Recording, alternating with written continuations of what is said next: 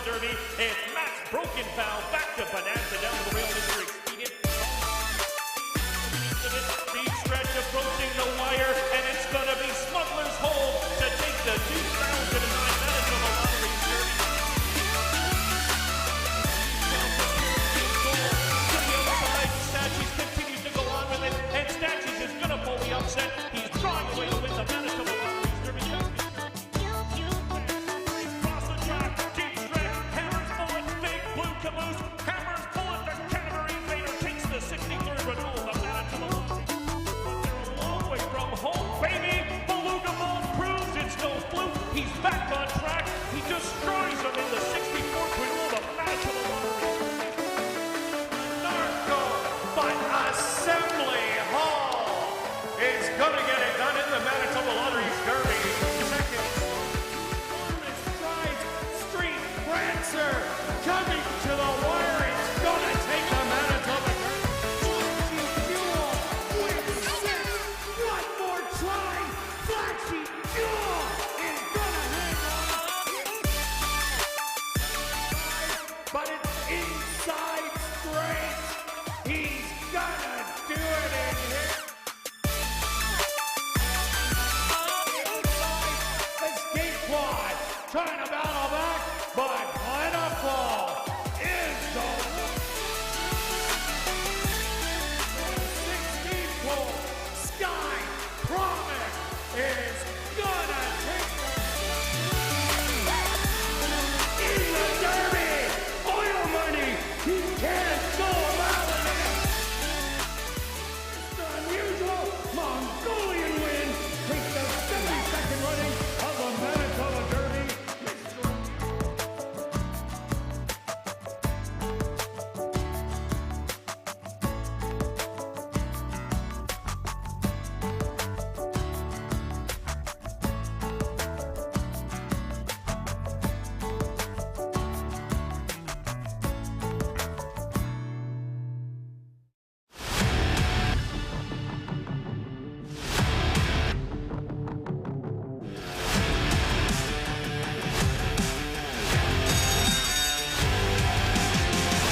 West Princess very far outside. Yeah, baby, she is gonna do it.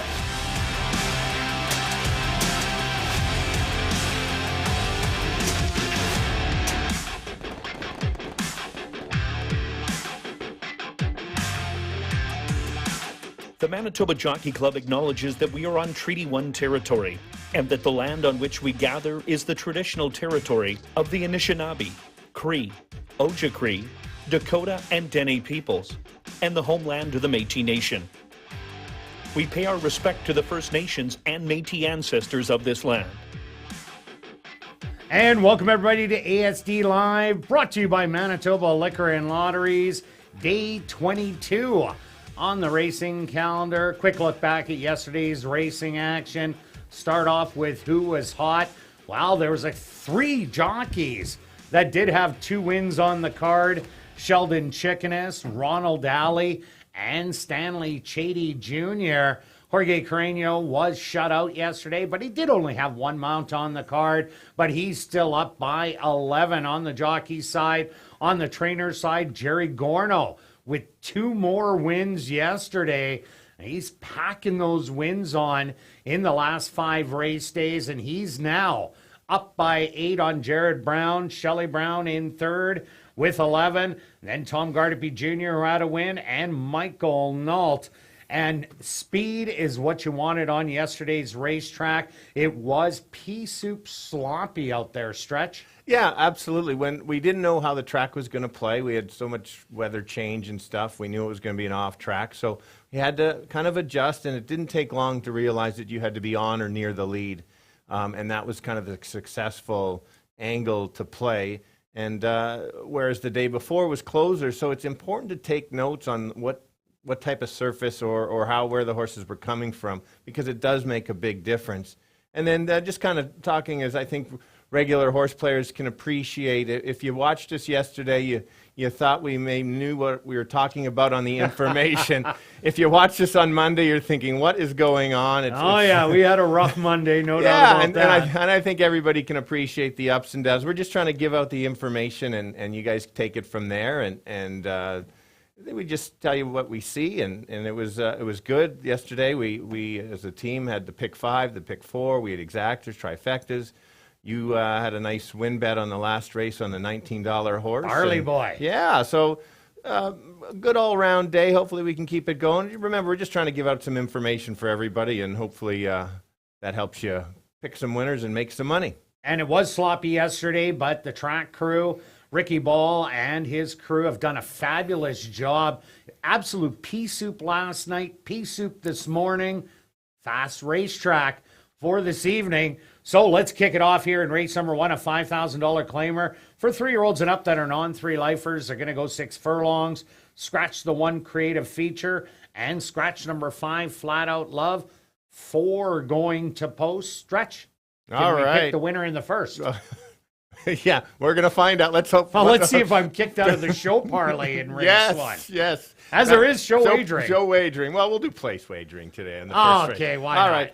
The scratches hurt my selection here in the sense of I was hoping to get a bit of a price. I do like Pucker. I've basically been waiting for this horse to come back. He's been in races with lots of speed, and I just like what he's been doing. And yes, he's been getting tired, but I think he's got the most speed. He's going to probably get to relax a little bit and just easily go gate to wire for my top selection. And then I'll take the 2. I'm not mad at Kirt's top selection. I'm just a little disappointed that he's taking a horse that always finishes second, but that's okay, Kirt.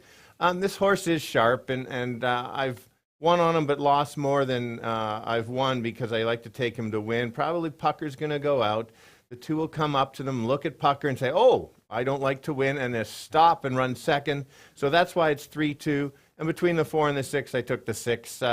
Horse can slightly come just off the pace. So 3-2-6. See, and myself, I see Pucker going out there, but I also see number 4, Doug's Pal, who showed good speed in the previous start. Last time out was flat against Pucker, but did have the lead against him the time before. They take the Lasix off, so maybe that's going to be a little change here.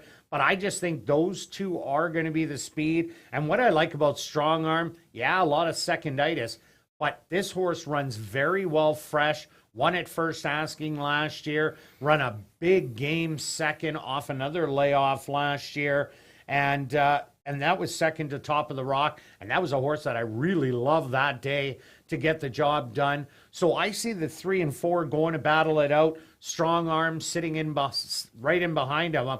And when they do start tiring down the lane, I think he's finally going to break this non-3 lifetime condition. But I do like Pucker to stick around for second and Doug's Pal for my third. So I'm 2, 3, and 4. Now we're going to carry on to race number 2, an allowance optional $10,000 claimer for 3-year-olds and up. They're going to go 1 mile. Scratch number 5, Dictator. Stretch.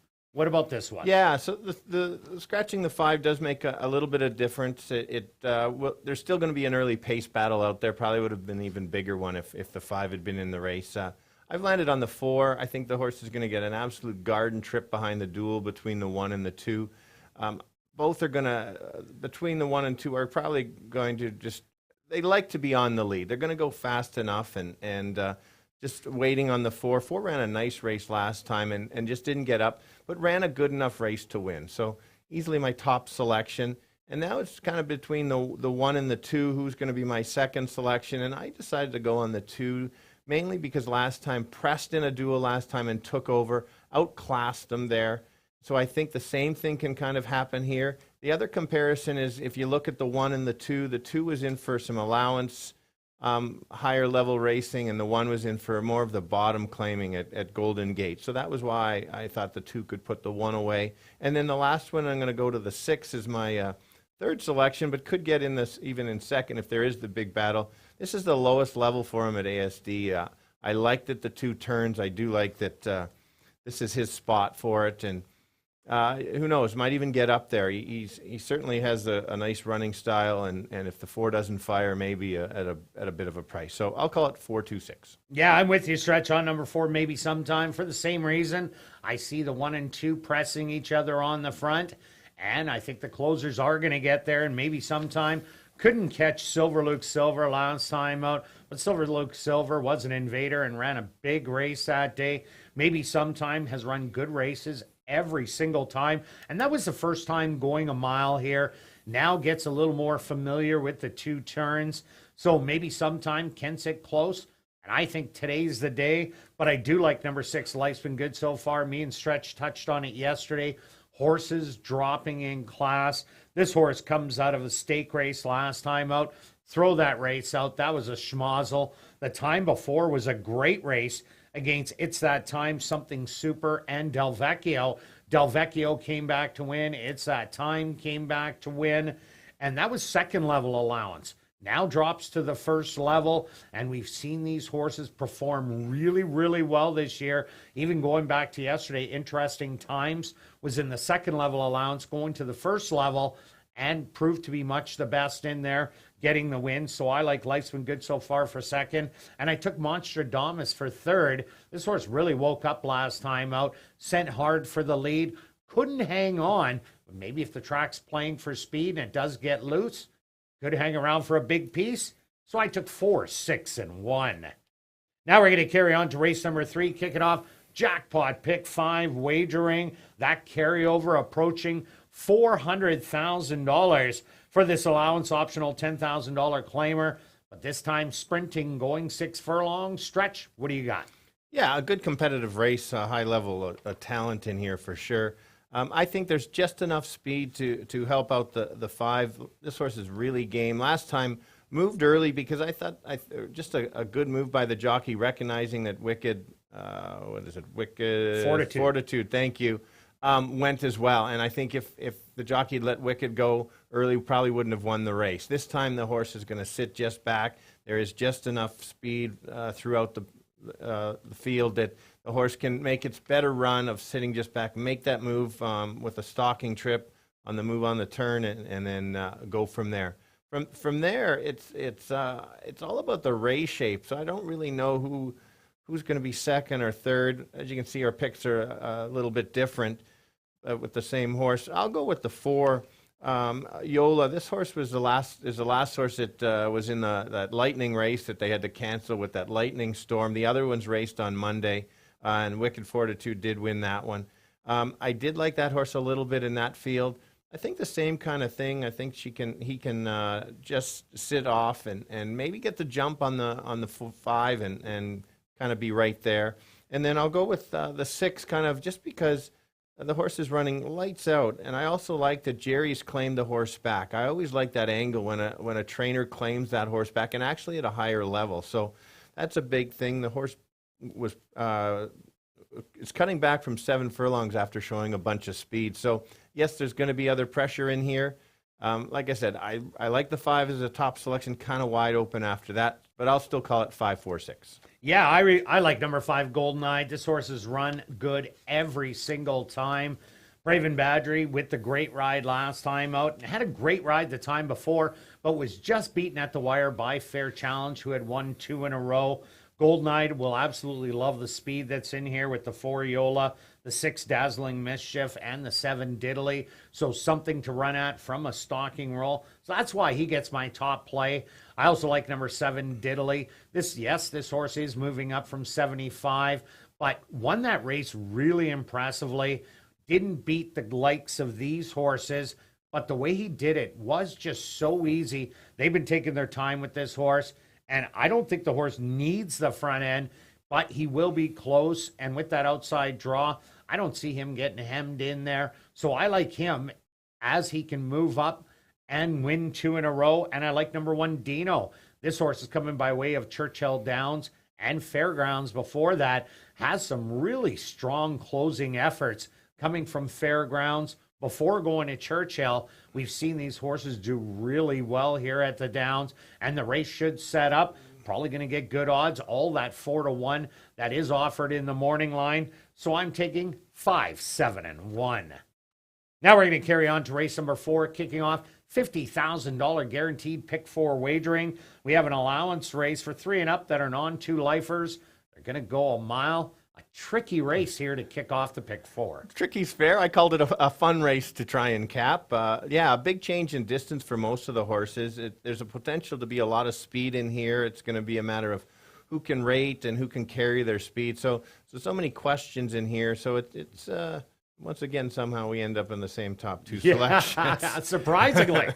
For sure. I like Call the Cops last time, and didn't get the lead, and it looked like the jockey tried to rate the horse, and I thought after the race that was not a bad move, especially kind of sets the horse up for today. I think the horse will probably get on the lead today, but just that rating is really going to improve. Take a look at one of his best races is going the 7 a mile and an 1/8. Yesterday was against Manitoba breds, but even the 7 furlong race got the lead, showed some speed, and almost carried it. And I think add more to that is being a 4-year-old against many 3-year-olds. So going that longer distance is going to help him even more. So I think I'm going to get a fair price on that, unless Kirt runs to the wickets and spends all his winnings on the horse. But we'll see. And then the next one is the one kind of surprised me last time with such a good race that the blinkers added. Just crushed the field. I watched the replay a second time and circled it, literally won under wraps. Also noticed how big this horse was, so I think that's going to help go in the distance too. And then after that, I found a long shot. I've kind of been waiting, this Major Shepherd, same kind of thing. He likes going two turns. Some of his better races last year was in the mix. He was actually in the Manitoba Derby. Sure, he didn't win. He still finished 4th. And I think if some of these horses can't carry their speed, watch out, certainly can be there. Morning line 15-1, and I don't think it's a complete disregard on this horse because of the 2 turns. So I'll call it 5-1-6. Yeah, Stretch, I had a real tough time in this race. I changed about 3 times my picks in here. I did go to Call the Cops because I didn't like the horse last time out because I thought Not Afraid was just too much speed for these, and Crown Royal was a bunch of speed, and I thought Call the Cops would just get fried on the front end. But that off-the-pace effort last time out really impressed me on Call the Cops because there is speed in here with the 2 Stormy Summit and the 4 Better Make That 2. But Call the Cops can be forward in the race, proven at the distance, like Stretch said, 4-year-old against a bunch of 3-year-olds. So that's why I made him my top selection. I also seen the same thing as Stretch on Strong Belief. Wow, what an easy win last time out. I don't know if it was just the blinkers, but it kind of looks like that was the big change as the horse came from the back and swooped him. So I got him in there. And I also threw in number 3, Runaway Hurricane. Here's a horse that would love to see a big pace battle on the front end. Yes, it only won for $5,000, but all the route races on this horse have been good. 2 wins and a second. So watch out. This horse just seems to run, and that's what I like about Runaway Hurricane. Big pace early, watch for closers, maybe Strong Belief. First time going a route, goes a little too close to the pace. Runaway Hurricane might run them all down at an absolutely massive price. So I took 5, 1, and 3. Now we're going to carry on to race number 5, a $5,000 claimer. 4 3 and up maidens are going to go 7.5 furlongs. Stretch. Wow, what a race. Yeah. An interesting one. Yeah, it's an interesting setup of the race card today. It was a big range of quality of some top allowance, and then finishes off with some newer horses that are kind of not up to the level. So very challenging handicapping card, lots of fun. That's where you really have to adjust to different levels and stuff. So in this race, we've got 5 boys, 3 girls. We have ages from 3, 4, and 5 in here. So it's a really a big mixed bag in here, trying to get their first win. They're going 7.5 furlongs. Not easy to figure out for sure. And nobody coming off a 2nd or 3rd place effort. There you go. So so here we go. Should be easy. All right. So I'm going to go to the 3 horse. Makes the drop from the maiden special weight to the claimer. 3 races back, ran such a good race, and kind of surprised how flat the horse ran the second start, or the start after that. So I'm hoping that the horse runs back to that race that the horse ran a very nice second. It was in a tough race, that Timely Ruckus. So maybe the race was, on paper, it was actually better than it looks there. So there are so many ifs. Can it handle the 7.5? But I think there's a lot of upside. The horse hasn't run enough times to be a complete disregard. I'll go to King Wit as my second selection. I think the horse is going to be on the rail. Obviously, I get a nice saving ground. 2 back, going 5 furlongs. As Kirt mentioned, Runaway Hurricane, who he likes in the previous one. Yes, this horse lost by a bunch of lengths, but this is a maiden race. So maybe the horse can improve and hang around, or at least be in the money. And I'm really searching for a third pick in here, so I'll just go with my usual angle as a maiden special weight dropper on the 6, Noble Nora. This horse was a favorite on first race of the meet and kind of disappointed, then ran another one, but then took some time off, has a couple works coming in. Maybe 2 turns is the answer, but like I said, it's a tough pick in here, but I'll still go. Like I said, 3 and 1, and then throw in the 6. Yeah, I'm with you. Zuri Razassi, the 3. That race 3 outs ago. Stormy Summit went to the front, went wire to wire. Zuri Razassi rallied for second, beating Livery Man. Livery Man came back to win. Then winning against 2 really tough ones, Timely Ruckus and Oscar the Gulch. Both horses came back to win their very next start. And Strong Belief was in that race that beat it and has since come back to win. So that was a live race last time out. Not sure what happened. Steadied early, ended up pulling up. But this is a massive drop in class, and I think has a massive class edge. Will show speed in here, and that's what I like in these maiden races. A horse that has a little bit of speed, so I think it's going to be forward in the race and the one to beat. I also like number 5, Mucho Express, one of the fillies in here. She made a really good late close 2 outs ago against Critical Condition, who had an easy lead all the way around and then begged for the wire and got the win. But Mucho Express really kicked it in as they came down the lane and made that interesting. Last time out, went against Bro Code, going 6 furlongs. I don't think this horse is a sprinter. I think it's a route horse. And maybe if Zuri Razazzi and King Wit go battle on the front end and duel each other into submission, Mucho Express can go flying on by. And I like number 1, King Wit, as the horse did run well in 3 starts at the maiden 5 level, went up to maiden allowance. That didn't fare well. Back in for 5, draws the inside. That's why I put it for third. I'm taking 3, 5, and 1. Now we're going to carry on to race number 6, a $5,000 claimer. Fillies mares 3 and up that are non-2 lifers. They're going to go 6 furlongs. Stretch. This isn't as easy as it looks. No, I am with you. I got an email today, and I always like people sending me information. I like doing stats and different things like that. So we talk about the non-winners of 2 being maybe a tough or high. You think that there's a lot of long shots. So we'll start with 20. So there's been 21 races. I think 21 races at non-2. 28% of them, the favorite, have won. There was one horse at $54 at 1. So if you take that horse out, the average win price is only $10.50. If you put it in, it's $12.40. So you're last year there were some long shots. This year, not as many as you think. If you look at last night, Peb was a dropper, very playable horse, paid $13, which actually would have increased the payout. So I always like to think, don't get caught on maybe 1 or 2 races and assume that long shots always come in. So you're looking at about 4 to 5 to 1 type horse. All that being said, I am going to go to the favorite, but I like my top 3 kind of in a boxed order. I watched this replay, and I liked how this horse raced wide throughout and just kept coming and kind of took over. It was 5 furlongs last time, and I think if this horse sits back and was going to get a rail trip, is going to be right there. It's not going to be my key, and I won't be betting him to win, but it is my top selection. And then I went to the 8 as my second choice and will be in all my tickets. Main reason, I'm not a fan of all the others, and the figures on this horse the last few times are not bad for this level, and I think if the speed backs up, which I know some of them will, kind of sets it up for the 8 to be right there. So certainly has a shot to win at first asking. I'll mention the 7. They are going 6 furlongs. That'll be a bit of the question, but I like that the horse at least tried to come off the pace. And who knows, might improve there. I will mention the 6. She's a smaller horse. She has speed. She is dropping.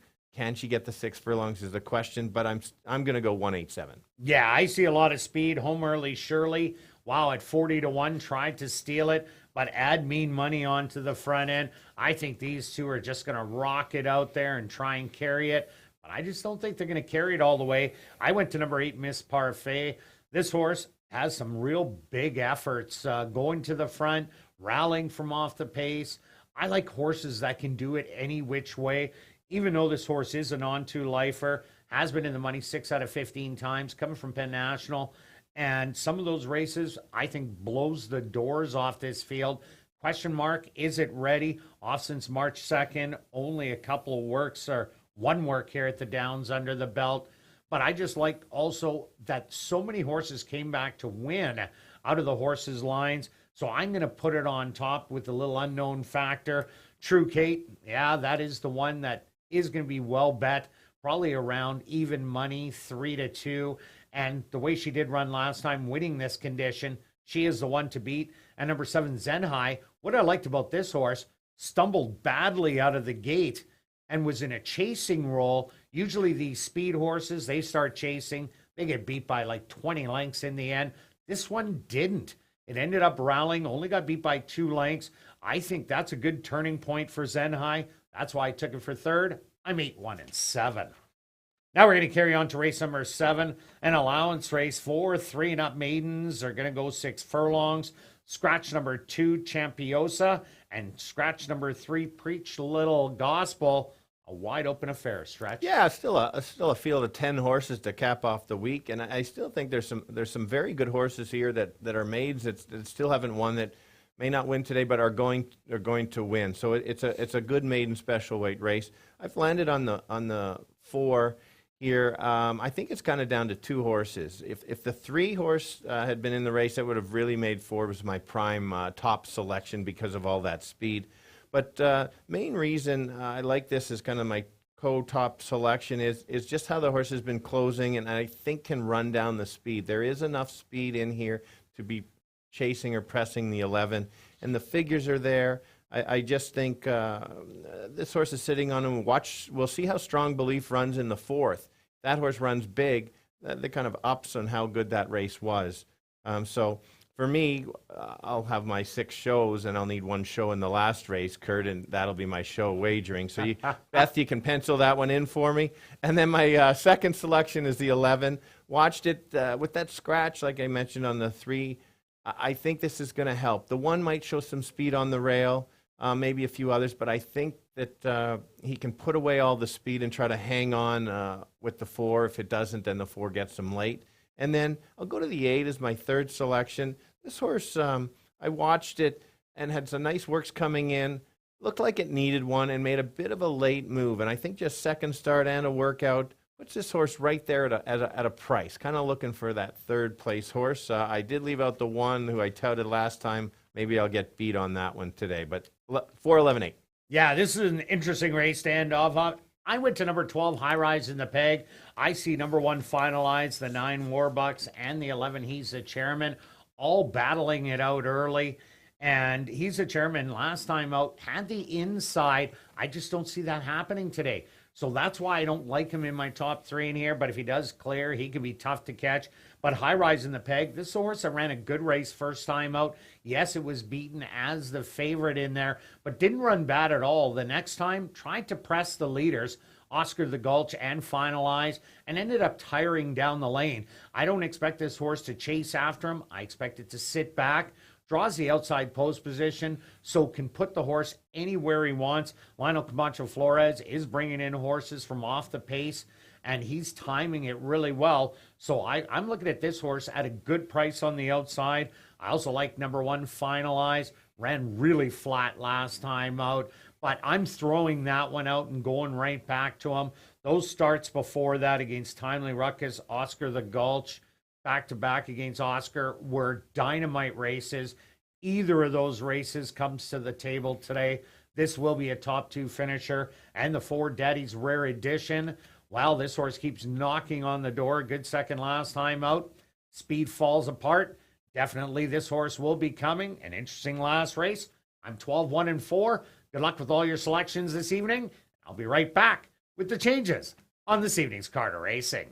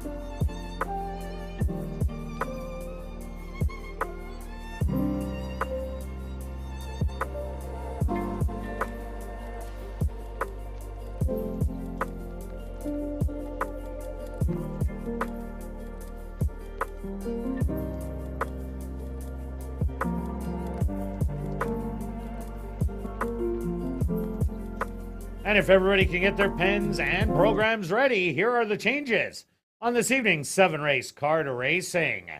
Turning your programs to race number 1, scratch number 1, Creative Feature, and scratch number 5, Flat Out Love. That's race number 1, scratch the 1, Creative Feature, and scratch the 5, Flat Out Love. Now turning your programs to race number 2. In race 2, scratch the 5, Dictator. That's race number 2, scratch the 5, Dictator. Now turning your program to race number 3, the Just Can Purse, kicking off Jackpot Pick 5 wagering.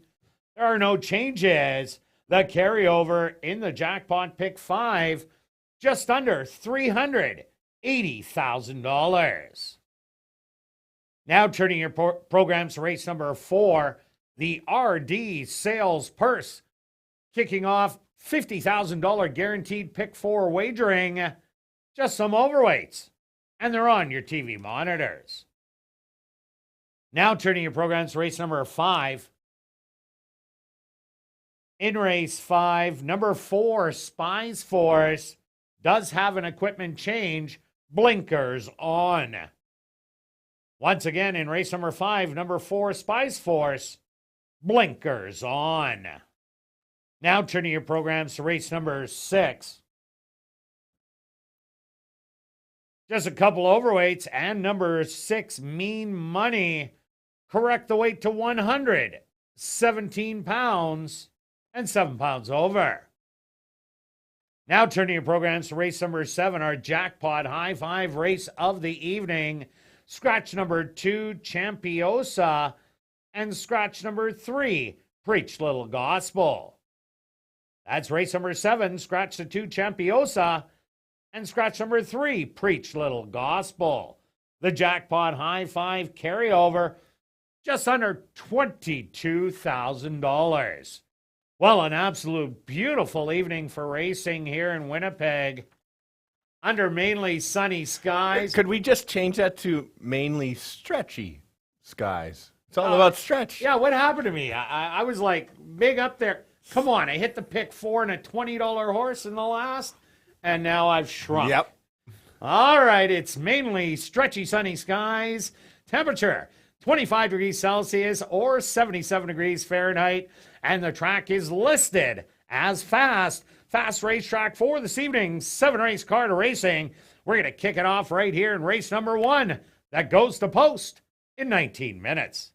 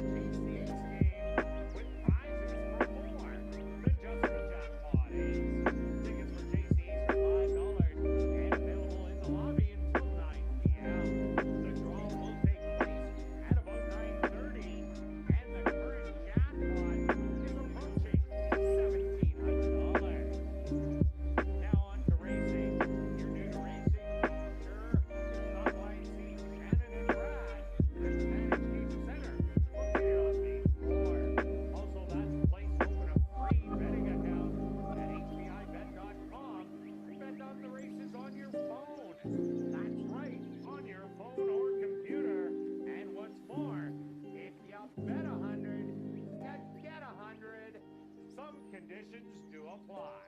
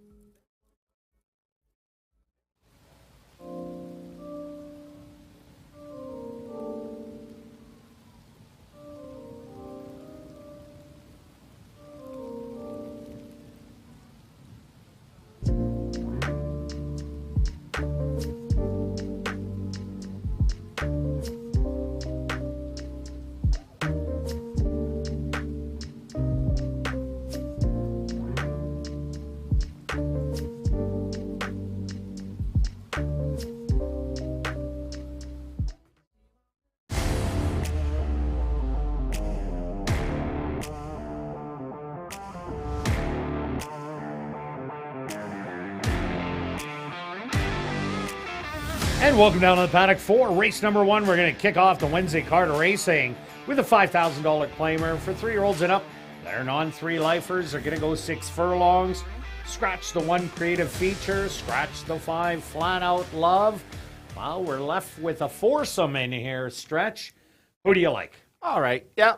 It's we can ease into the good race card today. Yes, it's only 4. I think it's probably a bit of a match race in here. I landed on the 3 as my top selection, Pucker. This horse, yes, I do know likes to stop, but the last couple races, I've been impressed on how far the speed has gone. The very first race dueled and gave it up, and then rated, and I think that 3-back, that rated race was helped this horse quite a bit, and I think that. Yeah, there's a bit of other speed in here, but it's not Pucker's speed, and so I think he can go basically gate to wire. We'll see how the track plays. I know that's the interesting thing. We had the poor weather yesterday. You said it's now good or fast. Oh, yeah, it looks great out there. For sure, but you just never know, at least early on. So we'll have to see how it's played out. We had closers on Monday. We had speed on Tuesday. We'll see on Wednesday. So, yeah, the 4 and 6 might try to battle. We'll see if the 2 is ready. Which is your top selection? Yeah, and add a shadow roll off of number 3, Pucker. It is in the program. I like number 2, Strong Arm. The reason I like this horse so much is that it runs well first time off a layoff. Last year, first start of the year, it did win by a narrow neck. And then in July, it came back off a month and ran a really game second to Top of the Rock at good odds. I think that Strong Arm will be a stalker in here. Pucker will go to the lead. I even think Doug's Pal is going to show some speed. And maybe even, yes, it's me, Johnny G has showed speed on occasion. So I think Strong Arm's the one that is going to be the stalker in here. Murray Duncan, a high percentage trainer. So that's why I went to Strong Arm. Yes, he has seconditis, but I think he can run down the speed if it hooks up. Yeah, that's very possible. Yeah, and that's what we're going to find out. The figures are there. It's just I've seen the horse run second too many times. Yeah, it's eaten my money too. I am not going to fall for that trap. If but he I comes like in. the layoff angle. All right, the layoff angle is a good angle. 6 was my 3rd selection, only because I think this is the one that can also come off the pace. Now, we realize that 2 is probably coming off, but does show some speed. Doug's Pal seems to only know one way to go, and that's showing speed. And there's a couple lines that Johnny G has sat just off last year, and I thought, well, maybe that horse could run in there. It's not going to be my show wager, but... and what about Whitehall? He's 1 for 1 on the horse, and he's on it today, so that is a plus. Yep. And number 4, Doug's Pal. Yes, it has a front-running style. Ran second to Big Tony, who had 3 big wins in a row, and did beat Pucker that day, then came back and was really flat in the next start. Pucker beat it rather easily by 10 lengths, but they take the horse off Lasix today. Maybe it had an adverse reaction, who knows? But that's a change that could be a big one, and if it runs back to that Big Tony race, Pucker could be in trouble on the front end. So let's go to our wagers here in race number 1. Stretch, start us off. I will start with just a simple, because I don't think the 3 is going to pay much to win, so let's double it and have a $20 double. 3, 4. Say it ain't so, Kirt. No. Yes, it is. 20 to win on Strong Arm, the 2. I just think there's going to be a little battle between the 3 and 4, and Strong Arm's just going to sit in behind and then gobble them up down the lane. And, of course, Show Parlay Wednesday. And, Stretch, you get to start us off. You're wearing the crown. You've got it done twice. Yeah, so I'm shut out. We know it's probably going to be 210, but let's just start off the confidence builder. 10 show on 3. And myself, Strong Arm. 10 show on the 2. Good luck with all your wagers here in race number 1. And we'll see you back for race 2.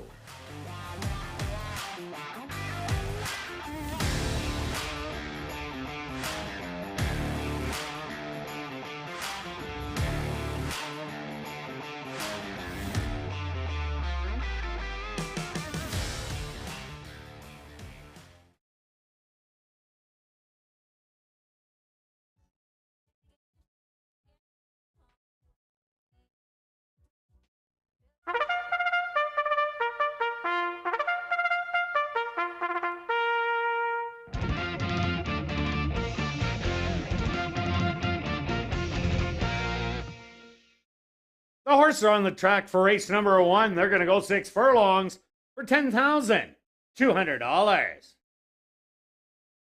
Number 1 creative feature was scratched.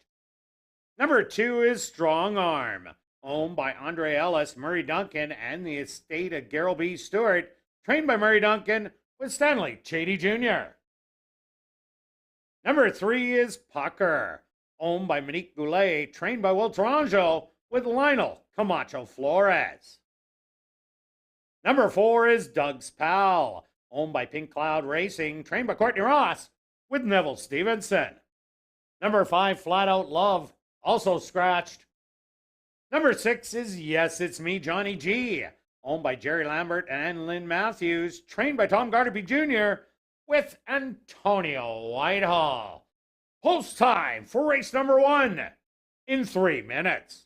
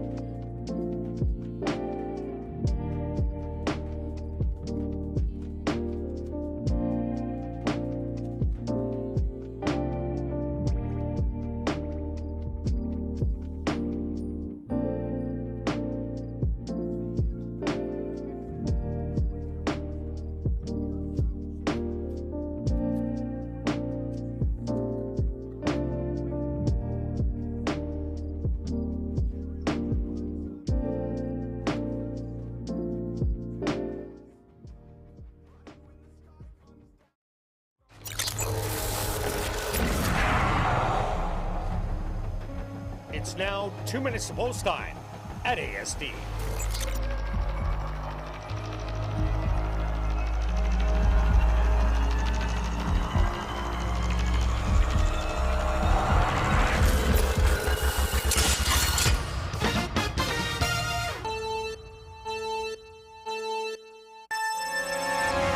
Here we go.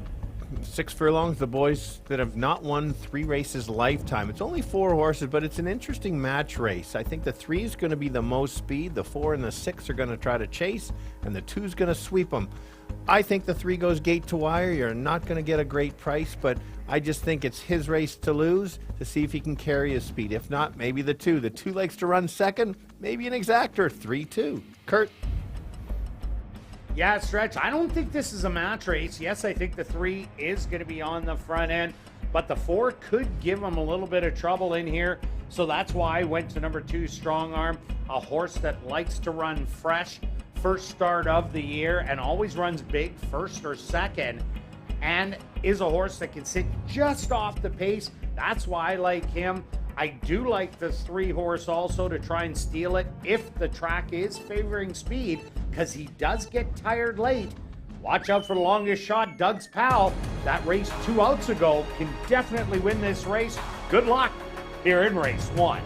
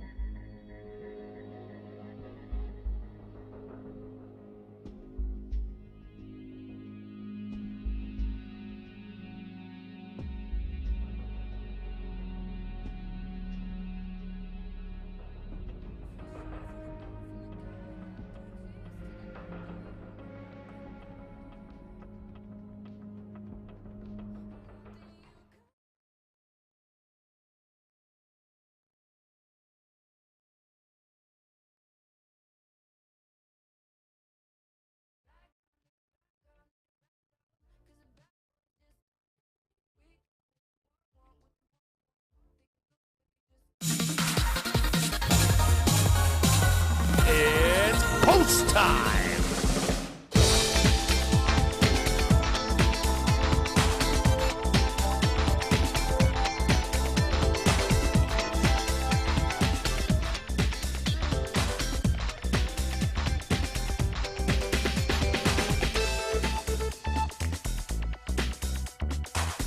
Strong arm, the first one into the starting gate.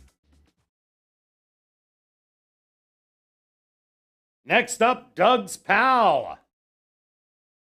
Just 2 left to load. Yes, it's me, Johnny G, to the outside.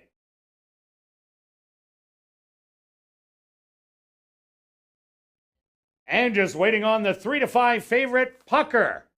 And the field will be set.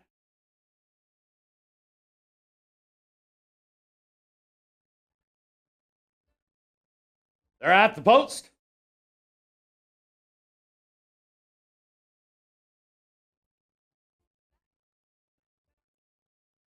And they're off. From the inside, Pucker shows that early speed, but matched on the outside by Doug's Pal. A length back to Strong Arm. And yes, it's me, Johnny G, is the early trailer. Pucker with a half-length advantage through an opening quarter at 22-4 with Doug's Pal painted on his outside, sitting right in behind him. Only 3/4 of a length back, Strong Arm on the rail, who will be looking for room. And yes, it's me, Johnny G. Now Pucker takes over that lead by a full length. Doug's Pal starting to back through it. Strong Arm now has a seam and goes after Pucker. The half, 46 seconds. They hit the head of the lane. Pucker with the lead by 2.5. Strong Arm trying to eat into it on the outside. Doug's Pal back to third. Pucker coming up to the 16th pole. His advantage is shrinking, but here comes the wire, and Pucker is going to hang on. Strong Arm is second best. Doug's Pal in third and fourth. So yes, it's me, Johnny G.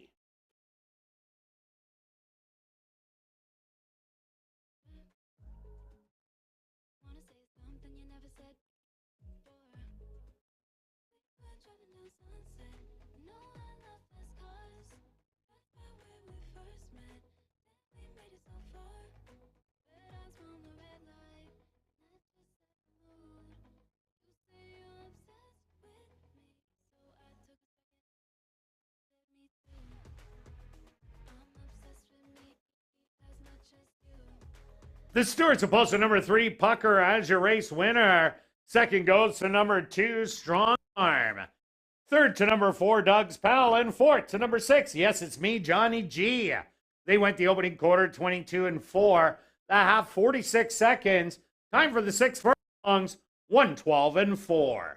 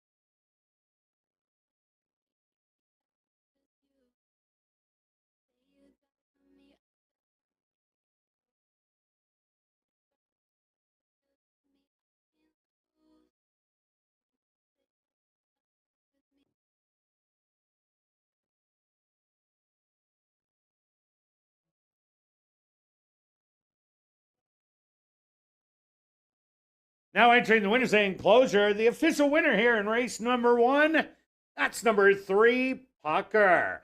Pucker is a big gelding, 4 years old, by Adios Charlie, under the mare Our Lady of Liberty by Sky Mesa. Owned by Monique Goulet, trained by Will Taranjo, and ridden to victory by Lionel Camacho Flores. Time for the 6 furlongs, 1:12-4.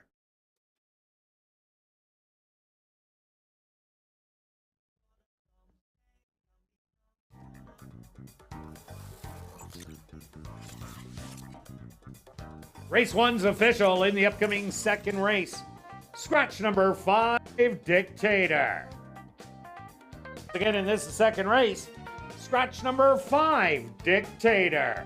Post time for race number 2, 19 minutes away.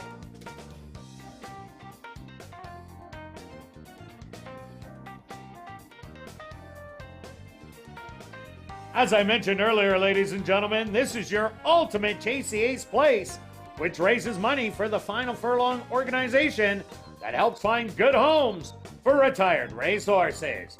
You can not only win the jackpot by picking the Ace of Diamonds, but you can win $100 if you pick either Joker and $25 for every other card. Tickets are just $5 each and available in the lobby. And take note that Final Furlong coffee mugs are also available for a minimum $10 donation at guest services.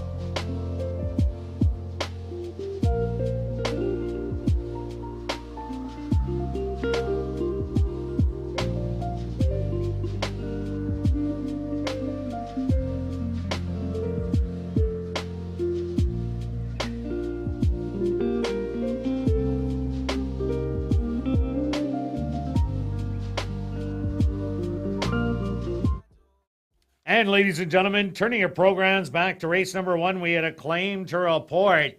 Claim for $5,000 was your race winner, number 3, Pucker, claimed by B&J Stable, trainer Shelley Brown.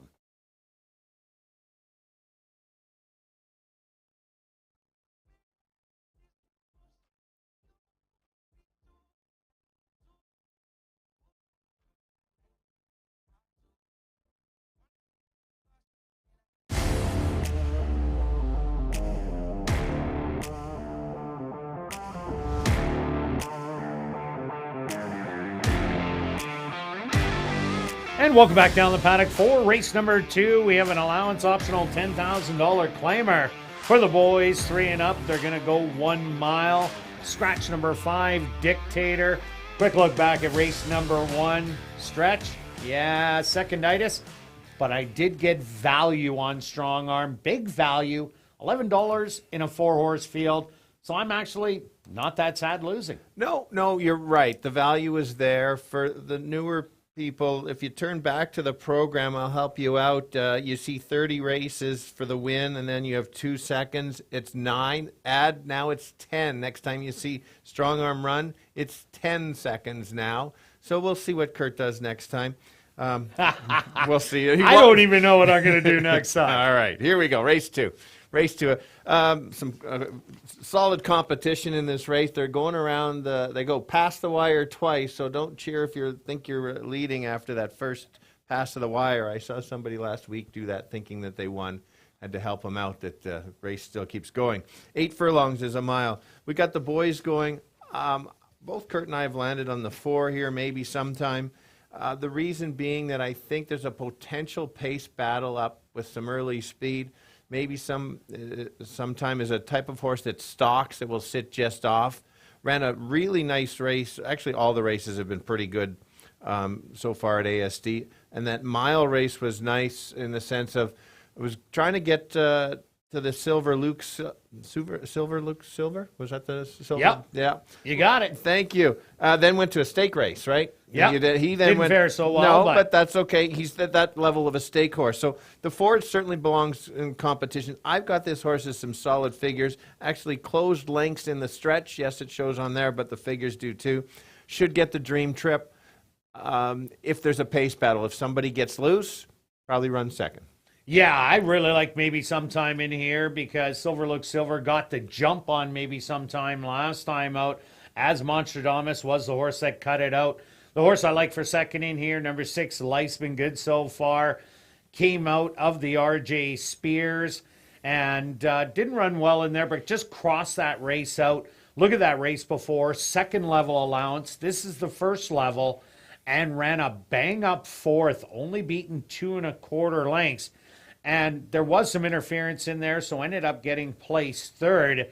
But Life's Been Good So Far has done well here at the Downs, going the mile distance, 3 starts, 2 wins, and a second-place finish. Don't expect this horse to be sitting way back, probably sitting 3rd in here behind Monstradamus, the 1 and the 2 house limit. And with that drop in class, we've seen a lot of horses getting the job done. So 7-2 might be just an absolute huge bargain. Absolutely. Looks great in the paddock. He's got some fancy tattoos or something on him, or stars and stuff if you look closely on him when he comes around, if Jake shows him. Yeah, we've seen the droppers from this that do so well, and I completely agree with you. If 1 and 2 battle it out, you will see that. The horse is right there. I went to the 2 as my second selection, and there's the stars there, Kirt. Only because this horse dueled last time.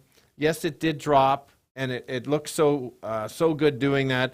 Probably built up the confidence. It's won 3 times in the last couple of years, whereas a couple of them, for example, the 6 hasn't won, and that's why I moved the 2 ahead of the 6. I like both of them. We're going to see Antonio knows how to rate a horse quite well if he has to. If he presses and takes over from the 1, then he can certainly be there. You have to hold off the closers late, though. And Jerry Gorno piling up the wins, minimum 2 a night, a couple of hat tricks. Number 1, Monstradamus, showed a little bit more last time out, going around 2 turns, opened up on him, but couldn't fend off Silver Luke Silver and maybe Sometime, who did a rally. But I think that horse just needed that start over the racetrack. If they let this horse loose with the top jock, Jorge Carreño, Monstradamus just could be gone if this track is favoring speed. We don't know as of yet. Correct. Yeah. Well, way too early to make a statement there. And what about number 3, Purim King? Yeah, an invader from Evangeline Downs. Racing at a little bit lower level is stepping up. I guess Jerry's taken a shot to see where the horse belongs here. You're never really sure how a horse will take it from here. And also class levels. You're not always, just because it's 5,000 at one track, is equal to 5,000 at another track. So you've got to be careful there. So, yeah, the only thing I don't like about this one, it sits way back, like double digits back, and that's just not a great place to be, at least in the last, 20 race days that we've gone through. Hard to win from all the way at the back of the pack, double digits. All right, let's go to our wagers here in race number 2. Stretch, what do you got? I've got a $2 pick 3 wheel. We're going to key the 4 in this race. We're going to take 3 horses in the next, 4, 5, and 6. And in the 4th race, 1, 5, and 6. So a $2 one is 18. If you only want to spend a $1 wheel, it's 9. And myself, I'm doing an exactor box, 4 and 6. I'm doing a $10 one for 20. For a buck, it's $2. Good luck with all your... Oh, let's go back. The shows are alive.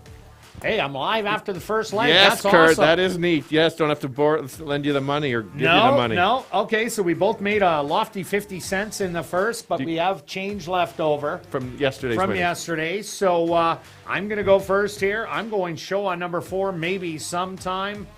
Great betting board right Great now. betting board. I'll go 11, show on the 2.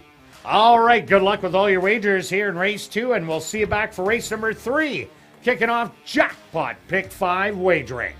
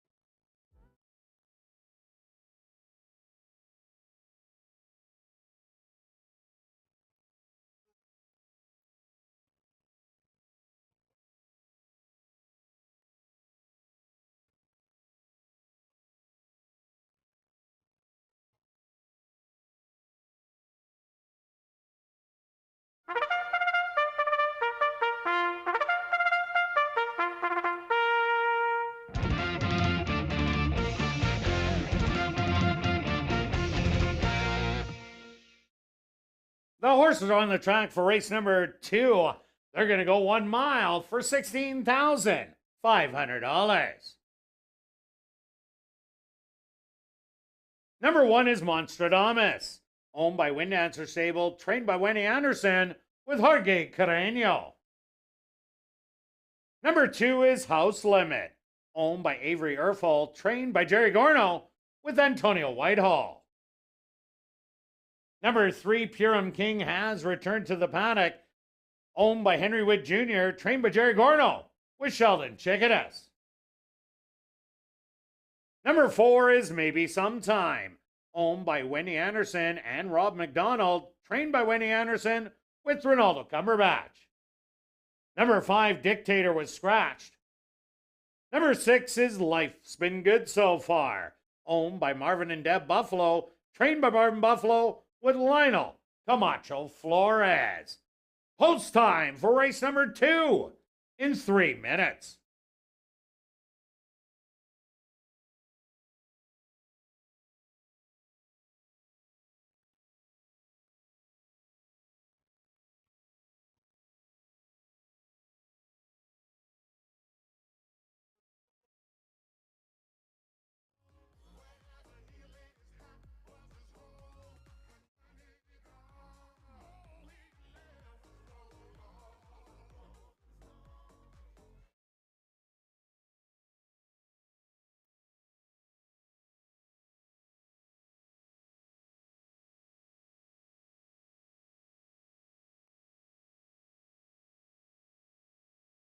And ladies and gentlemen, race number 2 is the HBPA Manitoba Best Turned Out Horse. And that horse is number 6, Life's Been Good So Far. Once again, number 6, Life's Been Good So Far, the HBPA Manitoba Best Turned Out Horse here in race number 2.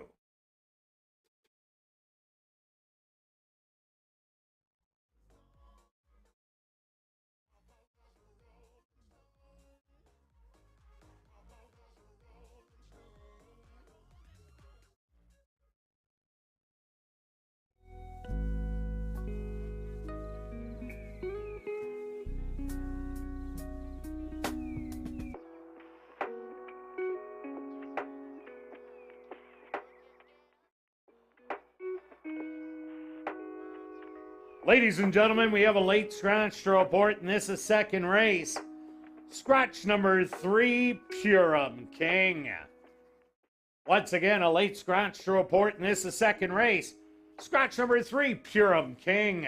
If you did wager on number 3, Purim King, it will be a complete refund. If you had a daily double with number 3, Pucker in the first leg, to number 3, Purim King, there will be a consolation payout.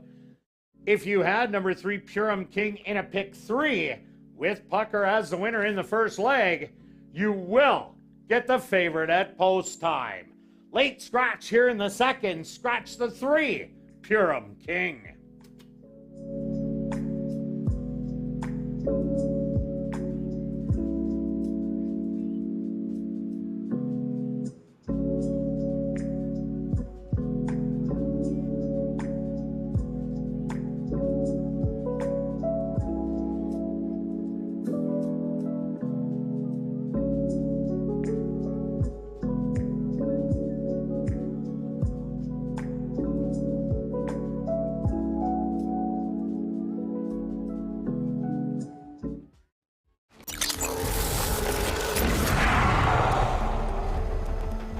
It's now 2 minutes to post time at ASD.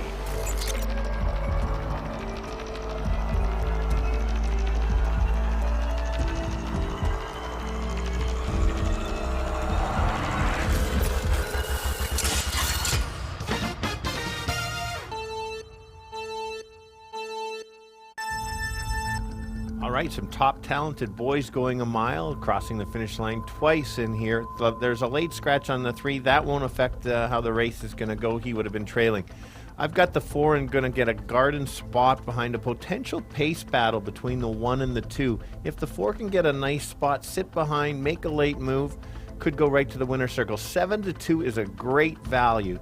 The 2 is the favorite. I do like the 2. The horse is a game horse, can show the speed, might be able to put away the speed and hang on, but I'll still give you a 4, 2, and 6. Yeah, Stretch, I think the 1 and 2 are going to battle it out. This 2 is taking a lot of money in here at 6-5, but I like the 4 maybe sometime after the 1 and 2 battle it out. It starts swooping, and right behind, I think Life's Been Good So Far will also be right there. And I like these 2 to mow down the leaders and go on. So I'm taking 4 and 6 here in race number 2.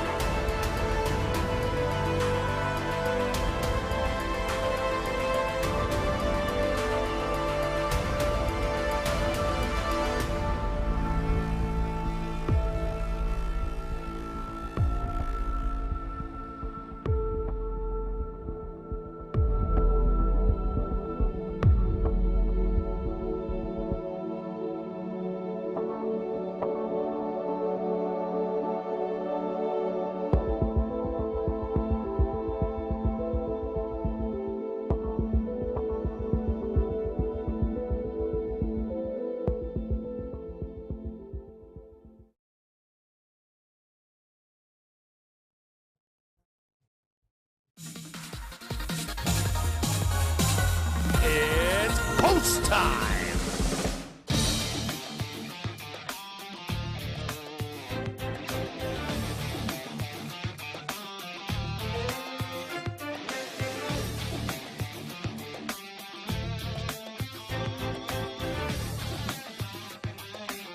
Monstradamus, the first one in. House Limit, the 6-5 favorite is in. 2 left to go. Maybe sometime.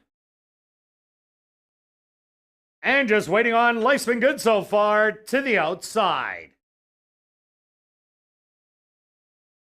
The field is set. They're at the post. And they're off. From the inside, Monstradamus shows some good early speed, but matched on the outside by House Limit as they pass the grandstand, battling for the first time. Settled back in third. Life's Been Good so far. 5 lengths back, and another length and a half to maybe sometime.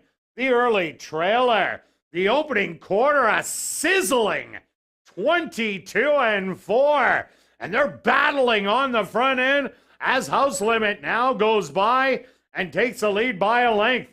Monstradamus back to second. 5 more back behind them. Is Life's Been Good so far, and maybe sometime. They're running as the back pair, the half mile, 46-2. Speedy up front as House Limit has that lead by 2. Monstradamus not done yet, coming back after the leader and reeling them in from the back. Life's Been Good so far, and maybe sometime. Now they're only 4 off the lead. The leader still House Limit. Monstradamus on the outside, 3/4. In 1:12, they hit the head of the lane. 2 lengths from front to back, and House Limit with the lead. Now Life's Been Good so far. Scoots up the rail and takes it. To the outside, Monstradamus in second. Maybe sometime with a wide rally. Life's Been Good so far. Took the inside and is going to win it by 2. Monstradamus second best. Third's going to go to maybe sometime, and fourth to House Limit.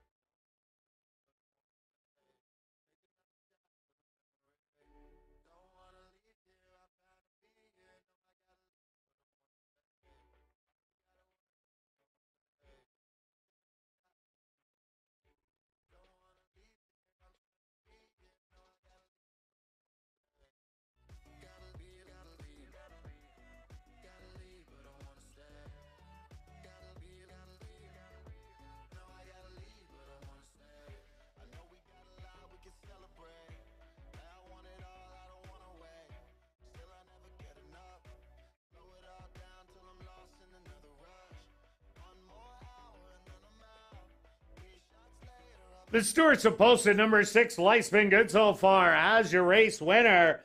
Second goes to number 1, Monstradamus. Third to number 4, maybe sometime, and fourth to number 2, House Limit. They went the opening quarter 22-4, the half 46-2. 6 furlongs in 1:12. Time for the mile 1:40-2.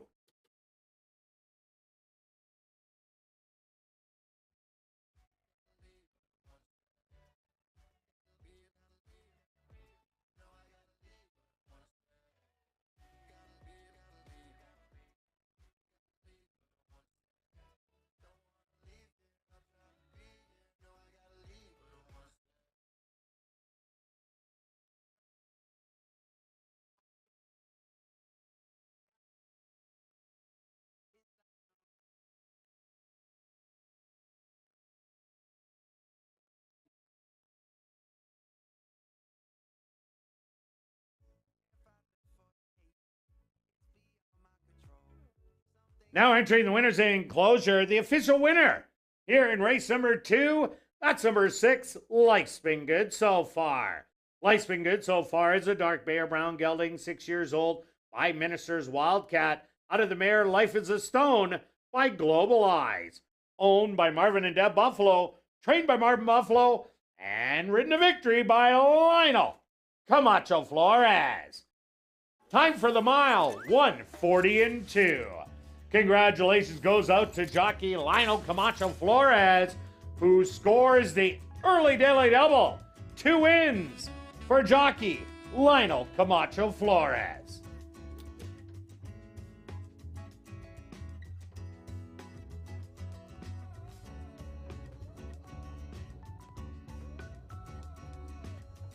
Race 2 is official in the upcoming third race.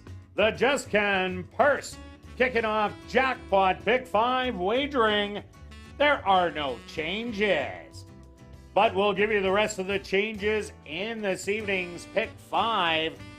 Turn your programs to race number 5. Number 4, Spice Force, will race with blinkers on. That's race 5. Number 4, Spice Force, will race with blinkers on. Now turning your programs to race number 7, scratch number 2, Champiosa, and scratch number 3, Preach Little Gospel. That's race number 7, scratch the 2, Champiosa, and scratch the 3, Preach Little Gospel. Jackpot Pick 5 wagering kicks off right here in race 3. They go to post in 20 minutes.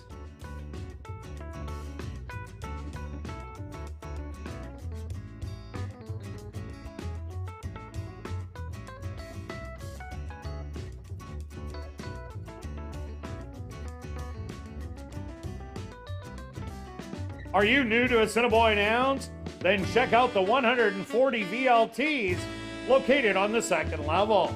They're open all day, every day from 10 a.m. to 1 a.m. And this race 3 is the first leg of the 20-cent wager called the Jackpot Pick 5.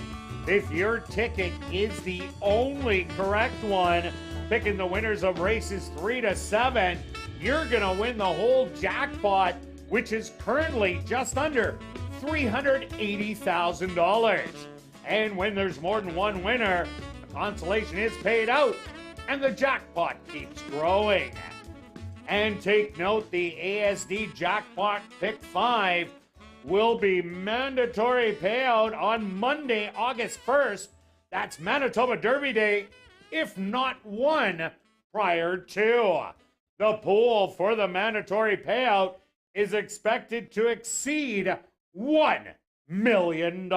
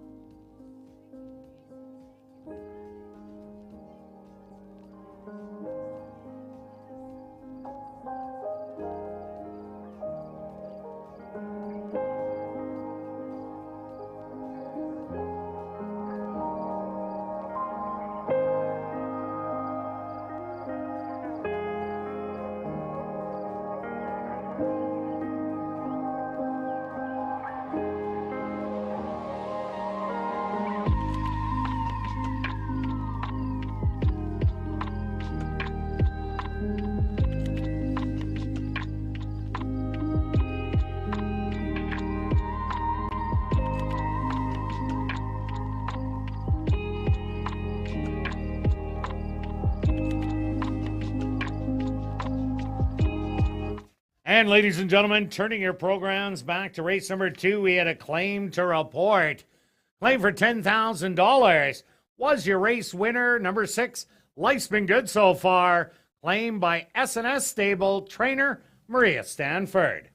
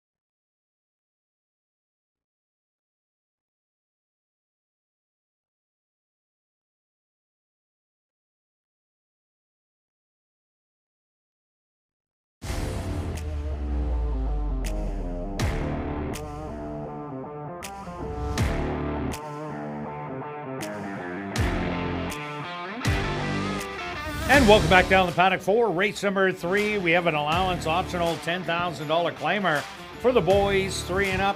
This time going 6 furlongs. Let's take a look back at race number 2. Stretch, a big heated duel on the front end. I can't believe I didn't get my exactor. Yeah, I'm with you. We said that the 1 and 2 would battle it out, and it's just a matter of if they could last. And the 2 took a chance and opened it up, and Carino sat back. And then the 6, there we go. We've been talking about it all week, especially starting on Monday. The droppers from the stake races are coming in and winning big. Sure enough, Camacho Flores is so good at rating horses, timed it right, nice even move, took over late, and I wonder if the inside is better because he scooted up the fence where maybe sometime was wide in there and didn't gain ground, but the 6 took full advantage of the inside. I don't know, just saying that for right now, as this is a drawing out racetrack, but that was sizzling times, no doubt about it. It was sizzling times. Yes, here we go. All right, on to race number 3. Who do you like? Okay, we're on the same horse, and Jake's found our horse that we're taking, and that's the 5. Golden Eyed ran a really nice race last time. It won, so obviously it was a nice victory. But the key to this is this horse did something that moved earlier, which I really like. It shows how game a horse is and how the jockey can kind of say, I call it a kind of a push-button horse, and says, let's go, and had to move early.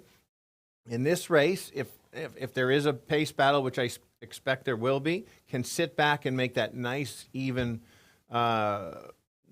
late close. And I think he's a solid play. As you can see, Kirt and I both have him. For me, he's a pretty good play. Oh, I'm sorry, it's Julie today on camera.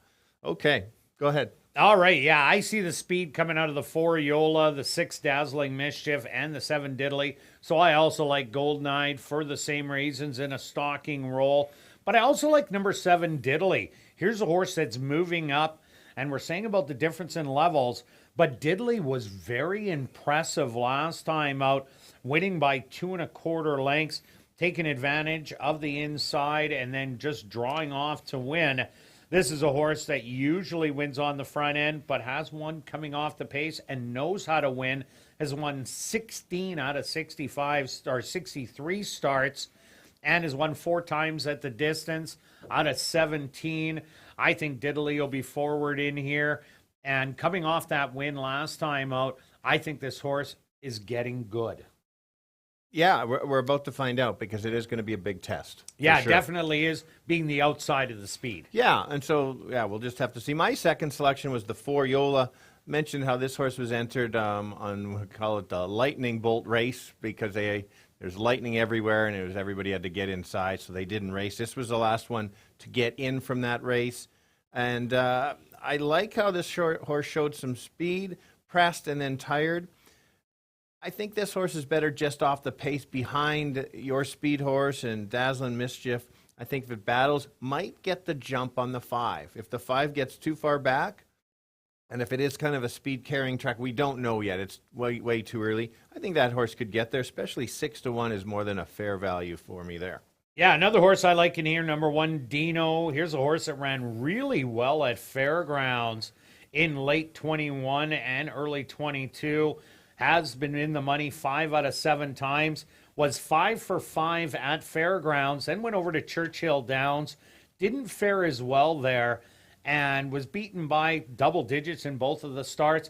But I'm just going to cross those out, and I'm just looking at those Fairgrounds races. If that horse brings those races to the table today with all the speed that is in here, this can definitely win, and you're getting big odds at 8-1. For sure, cutting back. And the last one I'll mention is the 6 horse, third selection. I like the cutback, just like your 1 is cutting back shorter distance, showing speed.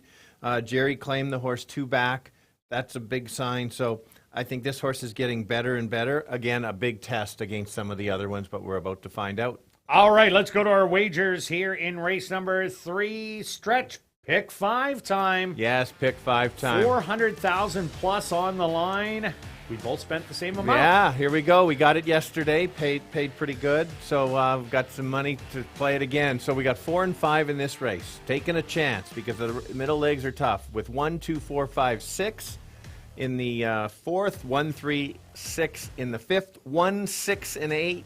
And then to close out is just the 4 and the 11. That's $36. And myself, I'm taking 1, 5, and 7 in here. And then in race 4, 1, 3, and 5. And then I'm keying the 3 in race number 5. And then 1, 4, 6, 7, 8. Close it out with 1, 4, 5, and 12. Also $36. Show parlay is still alive for me, Stretch. It is that I over-handicapped the last race. I'm better than that, but clearly maybe not. But that's okay. I've got a second chance. I've got Beth helping me. But what's your... All right, I'm going to go 12 to show on 5. Golden-eyed in here. Current favorite at 8 to 5. Okay, and I called in my helper, Beth. She does all the bets for us. She likes the 7, so let's go 10 show on the 7 with Beth. All right, best pick the 7. Diddly. Good luck with all your wagers. Here in race number 3, and we'll see you back for race 4.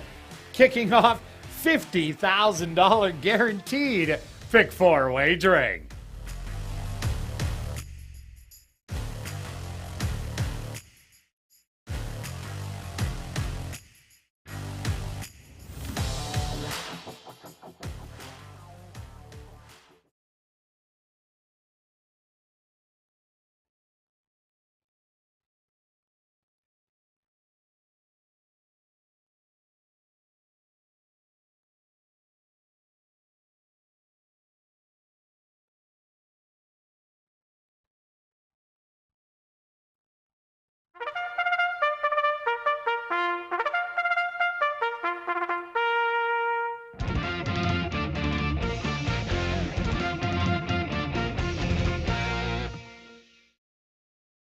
The horses are on the track for race number 3, the Just Can Purse. They're going to go 6 furlongs for $16,500. Number 1 is Dino, owned by Marla Bellegarde and Ray DeLorme Jr., trained by Wendy Anderson with Neville Stevenson. Number 2 is McKeag, owned by Nirco Limited, trained by Carl Anderson with Stanley Chady Jr. Number 3 is Wake Up Call, owned by John Gannis, trained by Jared Brown with Jorge Carreño. Number 4 is Yola, owned by Bill Meikle and Wind Dancer Stable, trained by Wendy Anderson with Praven Badri.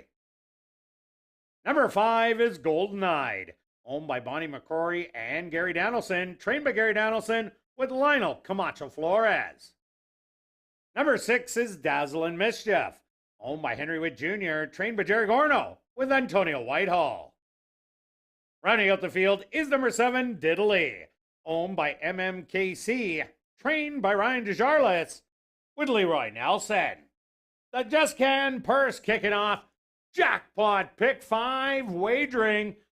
The pool over $419,000. And they'll go to post in 2 minutes.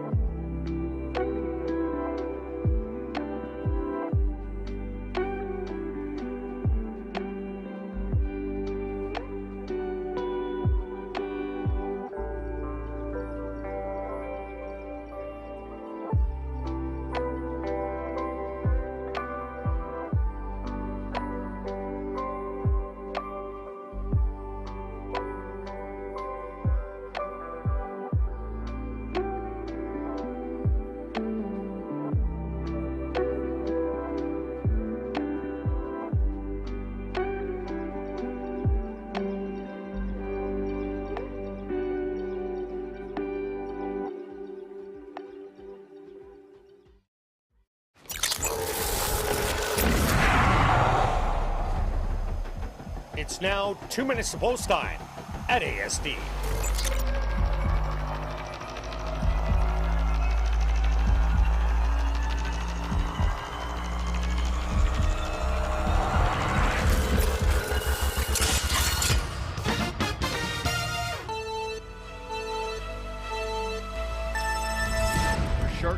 6 furlongs. It's a sprint and very competitive field in here. I've landed on the 5. It happens to be the favorite. Horse is running really, really well. Makes a slight drop in competition here, and I think the horse is going to get a dream trip behind the pace battle up front. You saw in the last race there was a pace battle and the closer showed up. Same thing can happen. The price horse to help you with maybe an exactor, or if you like to play place and show, that's the 4. Same kind of thing, just off the pace, make the early move and pass the leaders. So I'm going to give you 5, 4, and 6. Yeah, Stretch, I'm with you on number 5, Golden Eyed. This horse is yet to run worse than second. Ran a great winning race last time out, winning by a head over Wicked Fortitude, who did come back to win early on Monday, I think it was. So Golden Eyed, a stalking effort in here. Lionel Camacho Flores going for the natural hat trick. I think you're getting lots of value if you want on number 1, Dino, if it brings to the table any of those fairgrounds races from off the pace. 1860 right now on the board. So I'm going to give you 5 and 1. Good luck here in race 3.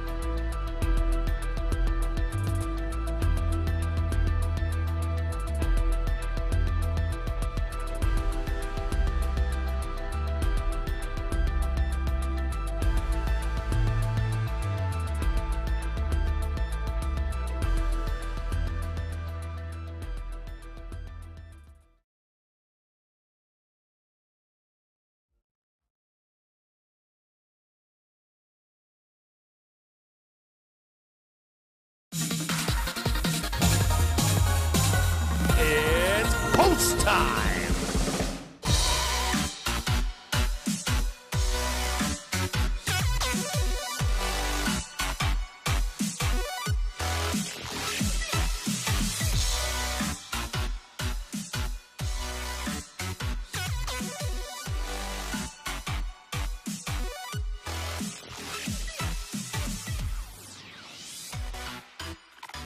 Dino, the first one to step in.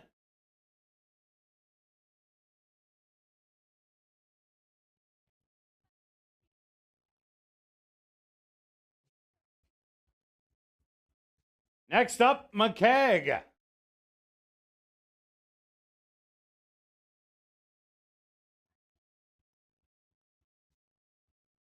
Wake Up Call's turn.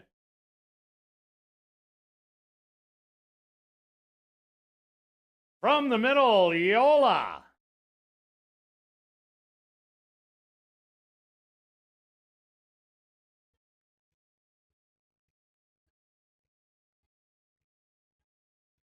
Golden Eye, the current 3-2 favorite, is in.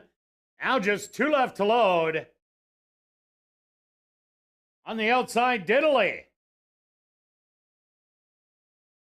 And just waiting on Dazzling Mischief. They're all set. They're at the post. And they're off.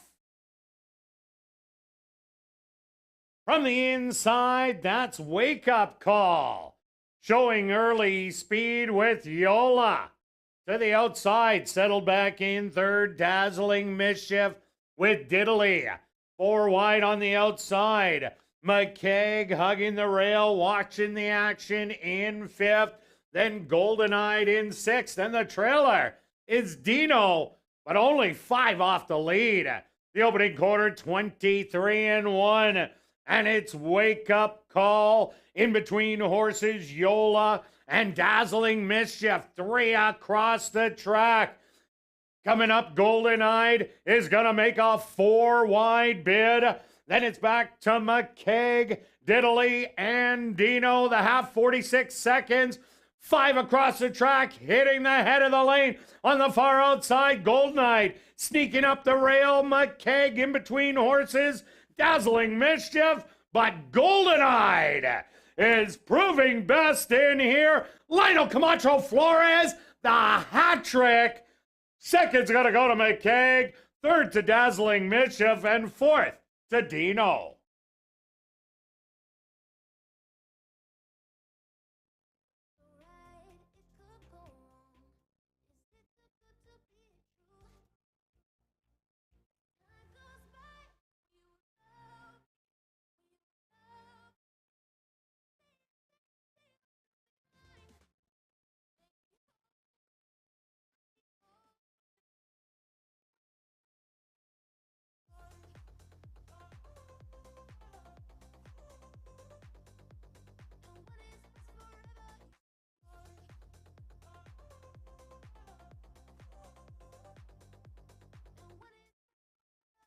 The Stewart's supposed to number 5, Golden Eyed, as your race winner. Second goes to number 2, McKeag. Third to number 6, Dazzling Mischief. And fourth to number 1, Dino. They went the opening quarter 23-1. The half, 46 seconds. Time for the 6 furlongs, 112-1.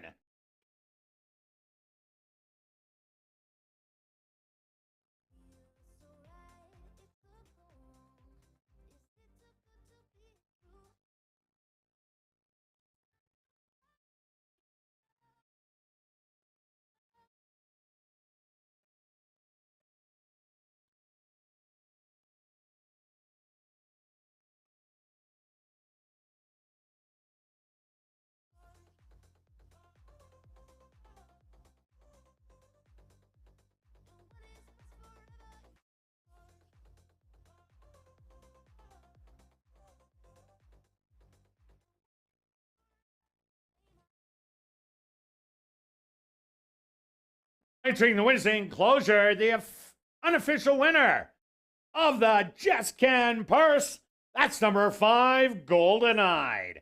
Golden Eyed is a big gelding, 4 years old, by Golden Sense, out of the mare Hollywood Miss, by Second in Command. Owned by Bonnie McCrory and Gary Danielson, trained by Gary Danielson, and ridden to victory by Lionel Camacho Flores. Time for the 6 furlongs, 112-1. Congratulations goes out to rider Lionel Camacho Flores, who scores the natural hat trick. 3 wins for jockey Lionel Camacho Flores.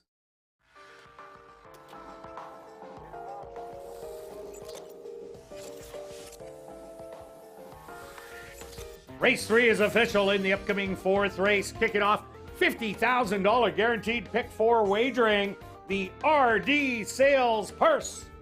There are no changes, but we will carry on with the rest of the changes in this evening's pick 4. Turning your programs to race number 5.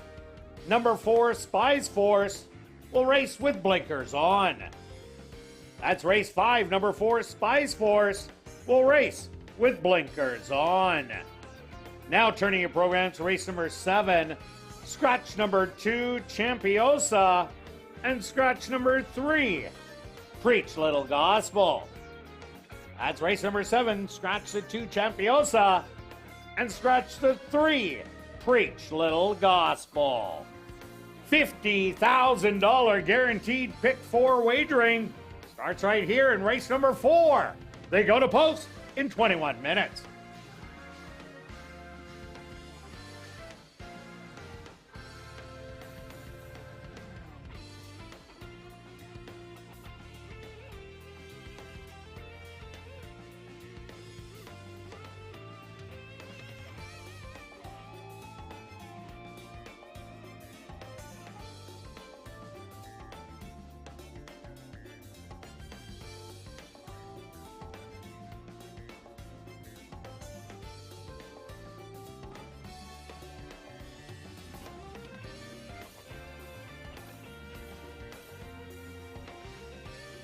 Assiniboia Downs is pleased to announce that in the month of August, Mondays are family fun days.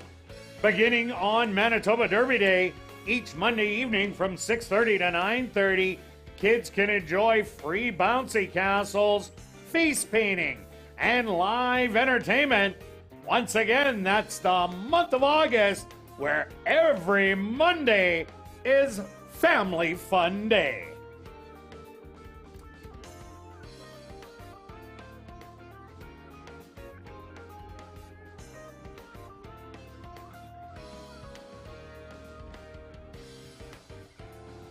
And you better hurry, only about 15 minutes left to give yourself a chance to go home with more than $1,600 in your pocket if you get drawn to play Chase the Ace and select the Ace of Diamonds.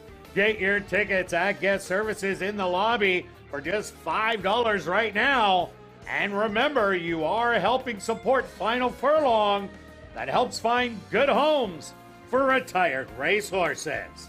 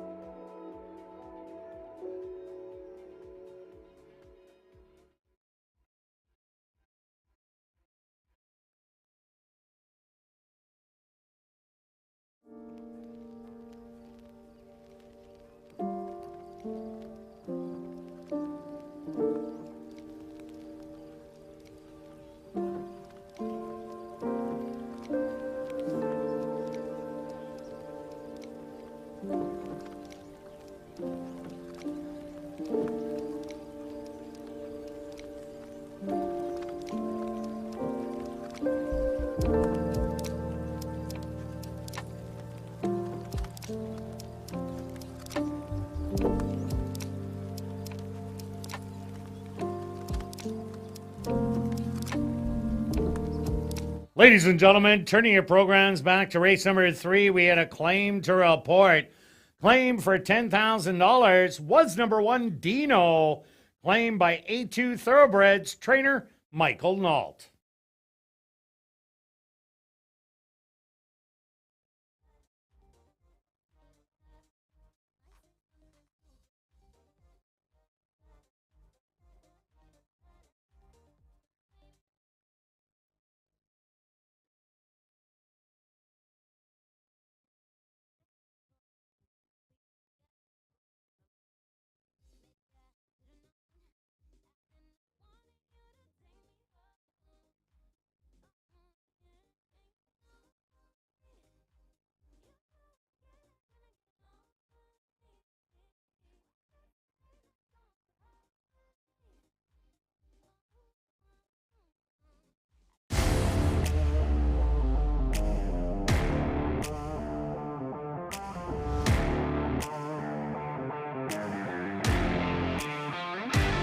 And welcome back down the paddock for race number 4, kicking off $50,000 guaranteed pick 4 wagering with an allowance race for 3-year-olds and up. Veteran on 2 lifers are going to tackle the mile distance. A look back at race number 3. Lionel Camacho Flores gets the pick 3 all by himself as Golden Eyed. The just over even money favorite gets it done, Stretch. Yeah, we mentioned that there'd be a pace battle. I didn't realize it was going to be a couple of them that were in it, but just a nice even move and just took over much the best. Very versatile horse. Talking about jockey getting all 3 wins, interesting, if you'd played the pick 3, instead of betting each horse to win, you would have been way ahead. So a $2 pick 3 paid $32. If you bet $2 to win, that would have been $3, and $3 gets you 10, and then double it. You only would have got about $21, $22. So don't forget those rolling pick 3s are a great bet. We've had some nice payouts and something to really pay attention to. You usually get good value on those. So, well, especially with the big chalk in the first leg, I guess Life's Been Good so far was the one that made it pay in there. But there's only 4 horses, and he totally, completely figured, and then the favorite on the in dropper. Here. Sure, here we go. All right, race number 4, Stretch. Who do you like? All right, we got kicking off the pick 4, 50,000 is going to fly over that. It's a great sequence, tricky sequence. I'm going to start with the 5 horse. Kind of been, Call the Cops ran a really nice, sneaky good race last time. Tried something new, and I always like to see that when the trainers or the jockeys tried something new and set it up for maybe the next race. And sure enough, this horse always seems to go to the lead. Couldn't get the lead last time. Or maybe that Leroy just decided, let's try to rate the horse. Looked so good doing that. Wasn't going to beat Not Afraid that day. Now we're going the mile. Mile. And if you look at his lower form in the program or form, he's won at 1 1/8. And at 7 furlongs in a wide open an allowance against some nice horses. Didn't win, but showed some really good speed in there. So it's potential that this horse might go to the lead and just carry the speed, or maybe be able to sit off after that last rating, being able to rate. The other big thing, he's a 4-year-old running against a bunch of 3-year-olds. You're new to racing. That does make a difference this time of year, especially going longer. Yeah, I really like how Call the Cops came from off the pace last time out. That really surprised me that he was able to still go after the wire-to-wire winner, Not Afraid. And that's why I also like Call the Cops in this wide-open race. But I like number 1, Strong Belief. Got blinkers on last time, and that was a winning race. But that was by far the best race this horse has run. Rallied from the back of the field, circled them all, and drew off to win by a length and 3/4. The distance, well, it's the first time Strong Belief is doing it. has some early speed, but I'm not sure the horse is going to use it with the other speed that's in here. I think the 2, 4, 5, and 6 can all show speed in this race. So strong belief, I think it'll be a rallier. I'm with you for sure, a rallier, and you can just see how big the horse is, and that was also impressed me in the video replay. I landed on the longest shot on the board, which I do like when that's the case, because I have enough reasons to play the 6 horse here if Julie can find the 6 in the paddock for me. Probably you're looking at it kind of dirtied up in the sense of doesn't look good on form, but if you look back again, this horse does like going a distance, has shown some good races. They touted this horse enough to go to Edmonton, to go to the Century Mile. Didn't do very well, but you know, to have that kind of expectations, you know the horse wants to go around 2 turns. We saw in the second race a horse going around 2 turns, knowing that he wanted to, won the race. That's what I'm looking. 12-1. Oh, everybody's jumping on the bandwidth stretches. Oh, yeah, they're going down stretch. Another horse I like in here, yeah, that's number 3, Runaway Hurricane. How can I like a horse that just broke its maiden for $5,000, jumping up to the allowance non-2? Well, look at those route races. Went a mile, ran second beat in 3/4, then went 7.5 furlongs in a 5 non-2 as a maiden and lost by a half a length. Then finally went 7 furlongs once again this year and got the win in a stalking roll. This is one of the only ones in the field that has experience going around 2 turns, likes 2 turns. Yes, it won for cheaper, but there's a lot of speed in here that hasn't gone a rut of ground or successfully, so it could be just a big log jam up there, and I think Runaway Hurricane can get a piece of the pie. Fair, yeah, right, running side. Let's talk about the favorite that neither one of us have there. Is at 7-5. Horse has not lost, so it's hard to make any knocks against it. But at that low of price, going around 2 turns, potentially, we're not sure if the horse is a need-the-lead type horse, but there's other going to be pressure. So he's going to have to put the speed away and then hold off a couple of the closers in here. Can he do it? Absolutely, because, say, this horse could be a special horse. It was a fun race last time when it beat Barely Regal, kind of took over late. This, I think, is a much bigger challenge, though. There's some nice horses in here. Oh, yeah, adding the 2 furlongs. We're going to see what the horse is made of. Also look at number 7, Kitten. This horse was up by 2 lengths 2 outs ago and got beaten third by 2. Got a dream trip up the rail. We didn't like it that much last time out. Did make a belated rally in here. So I think this horse will like if there's speed that goes out. I think this one will be in a rallying position. Kitten might be able to get there, but 18-1 on the board just might be worth chasing at the price. Yeah, like we talked about, little unknowns to going around the 2 turns. And the last one, this Stormy Summit, who's 7-1, was in a stake race 2 outs ago, showed speed. Similar to Call the Cops in the last race, basically rated and ran evenly. So that's a nice one. Why not ride the hot jockey? He's already won 3. Why not 4? So true. All right, let's go to our wagers here in race number 4. Stretch. Pick 4 times. Start us off. Yes, let's go. Here we go. $72. Spending a little bit, but I'm taking a chance. I do like the sequence. 1, 4, 5, and 6 in here. Yeah, I need a bunch. And then 1, 3, and 6 in the next one. That's a tricky race. And then 1, 6, and 8 in race 6. I just need 4 and 11 in the 7th. Well, this is almost identical to my ticket yesterday that I cashed for $960. 135 with 35 with 18 with 14512, getting 4 horses in the last leg. Hope to get alive to then. My ticket $48, and my show parlay is still alive. Who am I going to? Let's go to number 3, Runaway Hurricane. Oh. Let's go for a show price here, Stretch. Bump up that $15. Good luck with all your wagers here in race 4, and we'll see you back for race 5.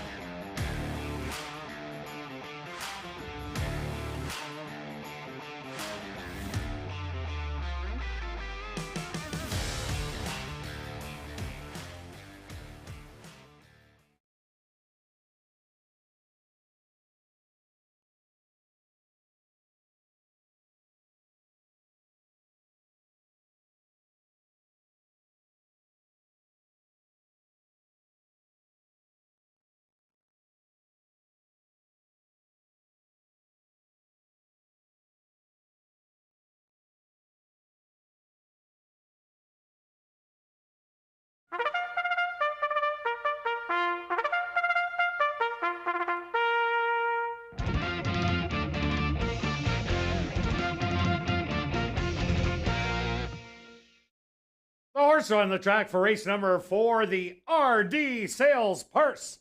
They're going to go 1 mile for $18,000.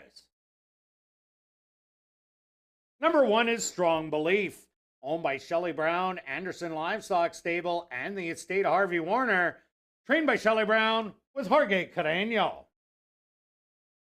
Number 2 is Stormy Summit, owned by KBC Racing, trained by Marvin Buffalo with Lionel Camacho Flores. Number 3 is Runaway Hurricane, owned by High Road Stable, trained by Tiffany Husbands with Chavi and Chow. Number 4 is Better Make That 2, owned by Janice Braden, trained by Larry Sizik with Stanley Chady Jr. Number 5 is Call the Cops, owned by Dr. Betty Hughes, trained by Elton Dickey with Leroy Nelson. Number 6 is Major Shepherd, owned by Kenneth Amther, trained by Gordon Amther with Antonio Whitehall. Rounding out the field is number 7, Kitten, owned by Shelley Brown, the estate of Harvey Warner, Gene McEwen, Steve Holborn, B&J Stable, and Oslin Bell, trained by Shelley Brown with Ronaldo Cumberbatch. The RD Sales Purse here in race 4, kicking off $50,000 guaranteed pick 4 wagering. They go to post in 3 minutes.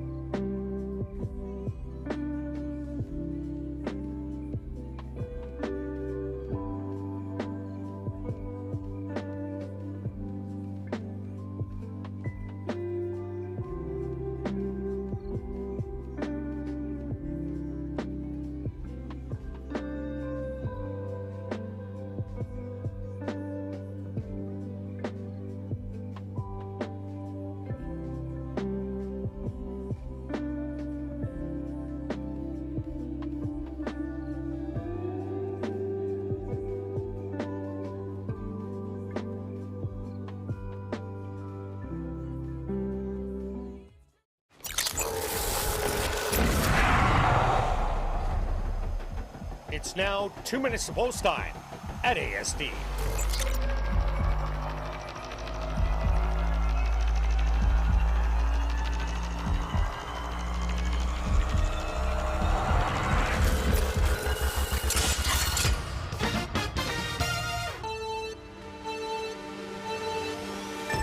All right, the boys, allowance field of horses that have not won 2 races lifetime going a mile. I'm looking forward to this race. There's so many unknowns on it. I've landed on the 5, Call the Cops. Like the last race, has shown speed going 2 turns. This is a horse you do know a little bit about going 2 turns and has done very well.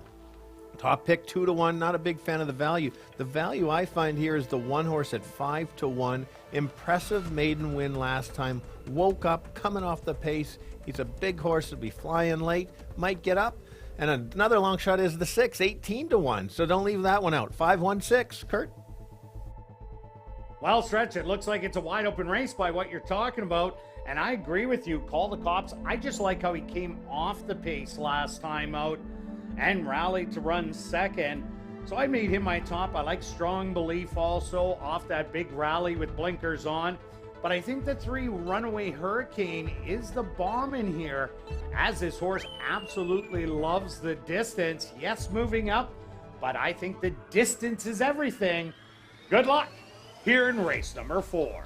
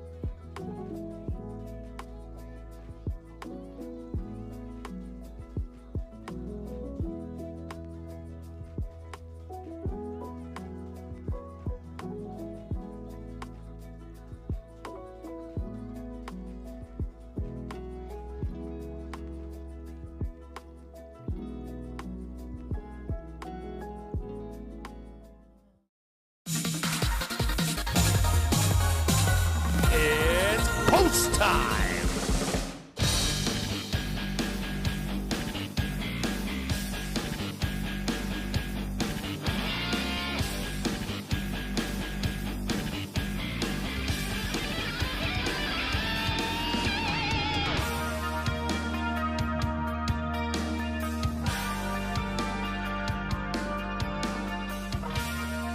Strong Belief, the first to enter the starting gate.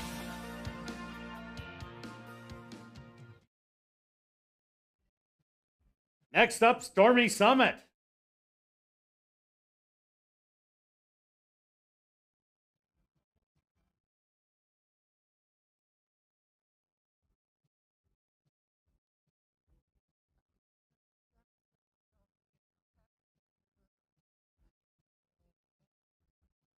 Runaway Hurricane's turn.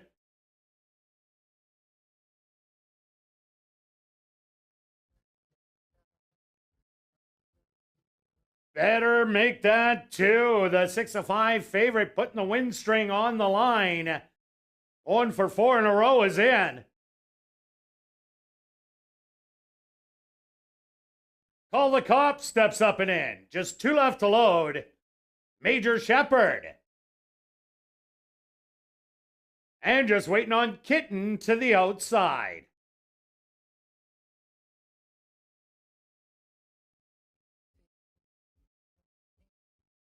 They're all set. They're at the post.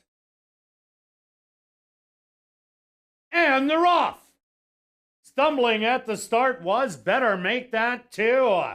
From the inside, Stormy Summit shows speed. Better Make That 2 recovers. And also pointed towards the front, but passing the grandstand for the first time. Stormy Summit is the leader. Back to second. Better Make That 2. Call the Cops in third. Kitten in fourth on the inside. Runaway Hurricane. Then another length back is going to be Major Shepherd and the trailer. Storm Belief. They went the opening quarter a very quick 23 seconds as Stormy Summit has opened up 6 on the field. Call the Cops in second. Better Make That 2 third. Runaway Hurricane sitting back in fourth, and it's Major Shepherd in fifth. Strong Belief 3 lengths back, and well back to Kitten the early trailer. The half 47 seconds, and Call the Cops blows on by and grabs the lead by 2. Stormy Summit back to second, making a 3 wide bid. Major Shepherd, Runaway Hurricane comes up the rail. Strong Belief on the far outside.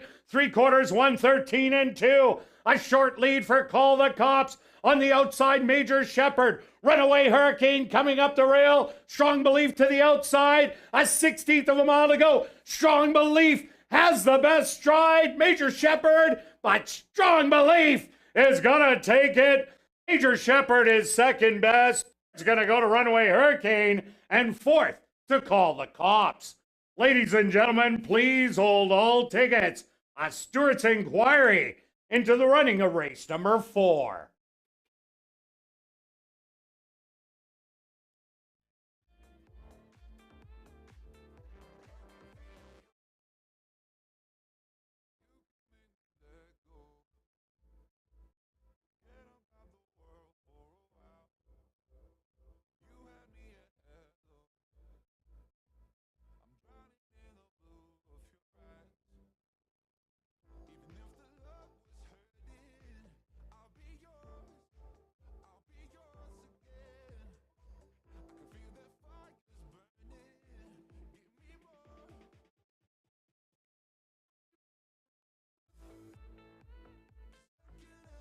The Stewarts will post to number 1, Strong Belief as your race winner.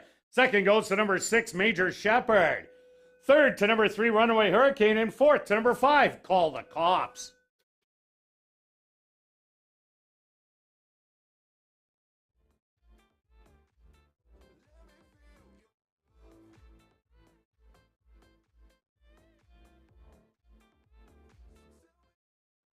Ladies and gentlemen, the Stewart's inquiry was into the start of race number 4. They went the opening quarter 23 seconds, the half 47 seconds. 6 furlongs, 113 and 2.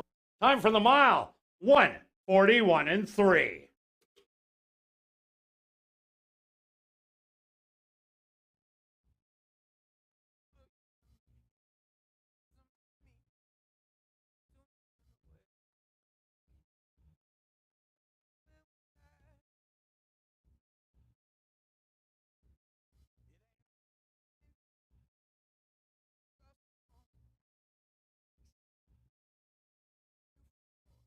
The stewards are removing the inquiry sign off the board.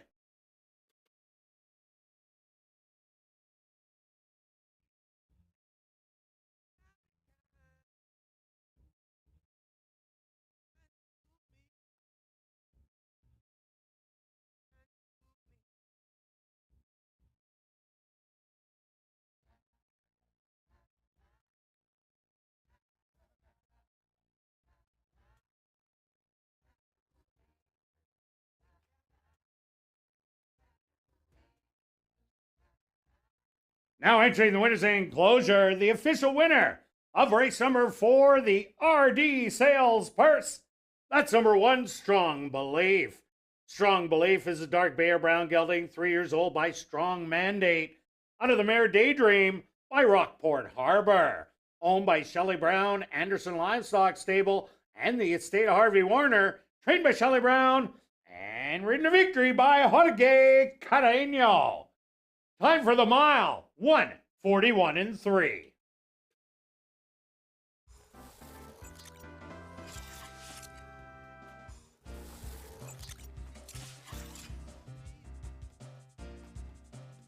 Race 4 is official in the upcoming 5th race.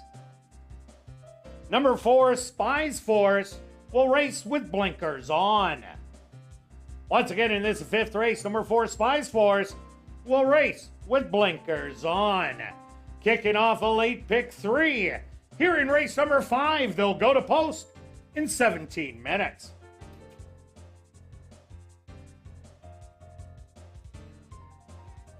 I'll be sure to check out our new player portal at asdowns.com. All the information you need on ASD Live Racing in one convenient place. Watch live racing access, free online ASD programs, expert selections, and more. Scan the QR code on the player portal ad in your program to go there now.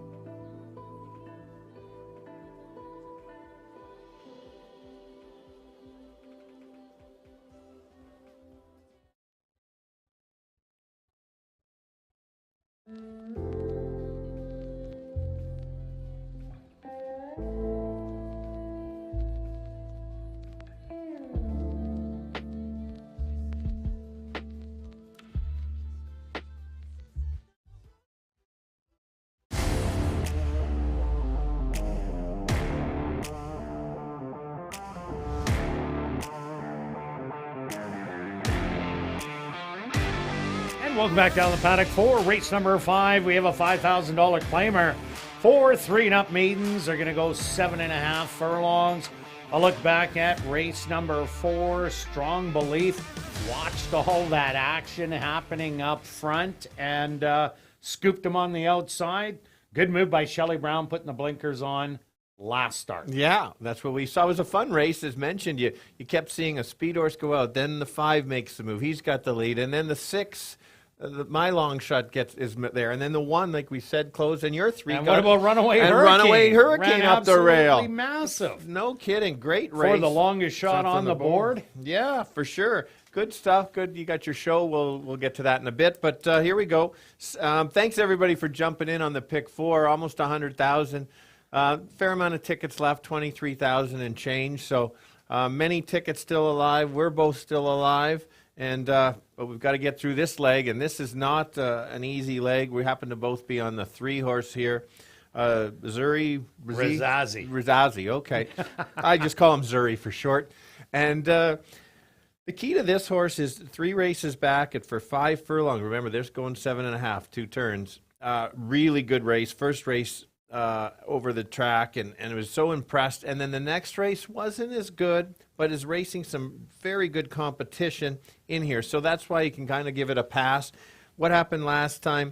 The steadied at the break, and then they didn't bother continuing on. So you just cross a line out. That's why there's no numbers there. And so no reason to keep running after that. Had a nice workout coming in.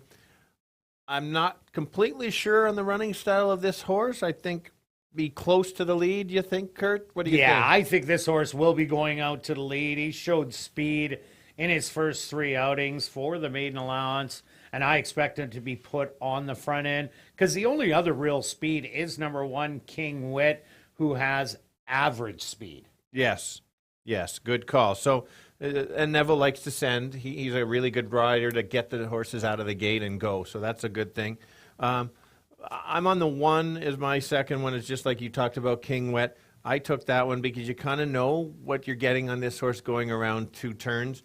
Ran a nice third to Runaway Hurricane, which was your selection in the last in an allowance, a much tougher field. So anything close to that race last time makes this horse a consideration to be in the money for sure. Yeah, definitely. Even the horse that ran second, Bro Code, that horse has since come back to win and then ran last night in a non-2 lifer for 5,000 and got lipped out in the photo for second and only got beat by about a length and a half in the end. So King Wit drawing that inside, definitely a factor. But I also like number 5, Mucho Express. This is one of 3 fillies that are in the race. She ran such a good race first time out of the year here at the Downs against Critical Condition, who went to the front end all by herself and ended up going wire to wire. But it was a fierce rally down the lane for Mucho Express and lost by that half a length.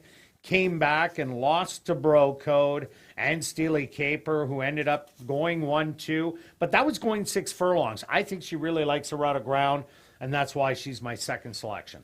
And that's fair. It's a bit of a guess. I'm a bit of a guess on this 6, Nota Minoral. You're getting 8-1, dropping from a tougher field into the easier field, going around 2 turns, has some workouts coming in.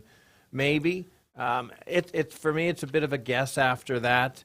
The 2 would be another one that's been around 2 turns, limited success, but at a bit of a higher class. Yeah, another one to look at, number 4, Spies Force. They put the blinkers on today. That can help this horse. Was only a couple lengths behind number 1, King Wit, the last time the 2 of them did match up. So I think this horse could have improvement with the blinker change. But let's go to our wagers here in race 5. Stretch, what do you got? Okay, I'm just going to play a rolling pick 3. I talked about how they've been paying well. I don't have a strong opinion in this race, so it's 1, 3, 5, 6 with the 1, 6, 8 in the 6th and 4 and 11 in the 7th. All right, myself, I'm going after the tractor in here. I like the 3 and 5, so I took 3, 5, 3, 5, and all for third. That's a $1 ticket. That'll cost you $12. And the show parlay's still alive. Yes, we're cheering for you, Kirt. Cheering for you. All right, I got $42 now with Runaway Hurricane, and I'm going to put it on number 3, Zuri Razazi. Good luck with all your wagers here in race 5, and we'll see you back for race 6.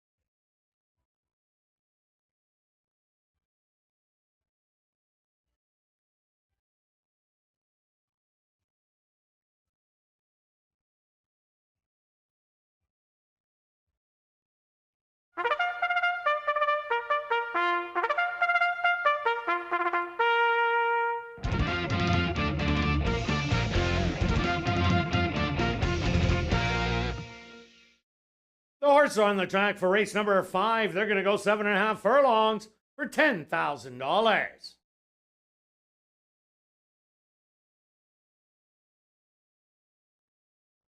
Number 1 is King Wit, owned by Henry Witt Jr., trained by Jerry Gorno, with Sheldon Chickadas.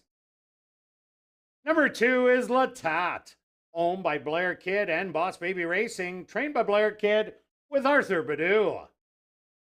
Number 3 is Zuri Razazi, owned by Kenneth Amther, trained by Gordon Amther, with Neville Stevenson.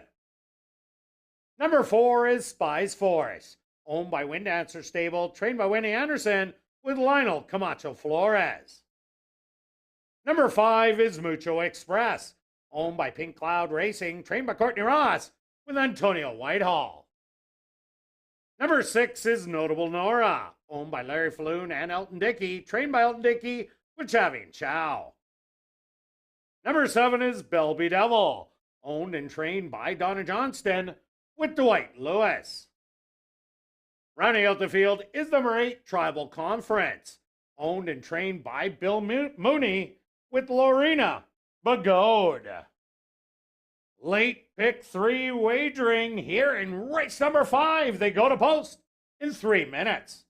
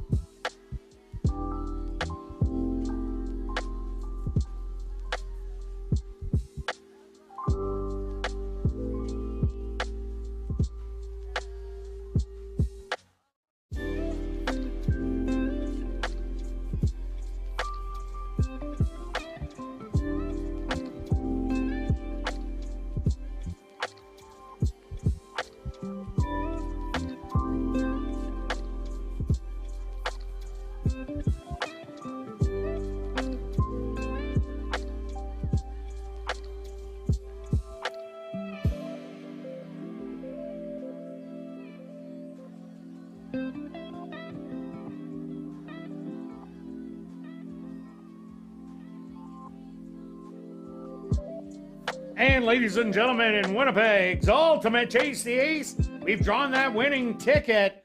The winning ticket number 0805. Once again, that winning ticket in Winnipeg's Ultimate Chase the Ace 0805. You'll have 5 minutes to report to guest services on the main floor south end, but don't throw away your tickets. If ticket number 0805 does not show up in 5 minutes, there will be a redraw.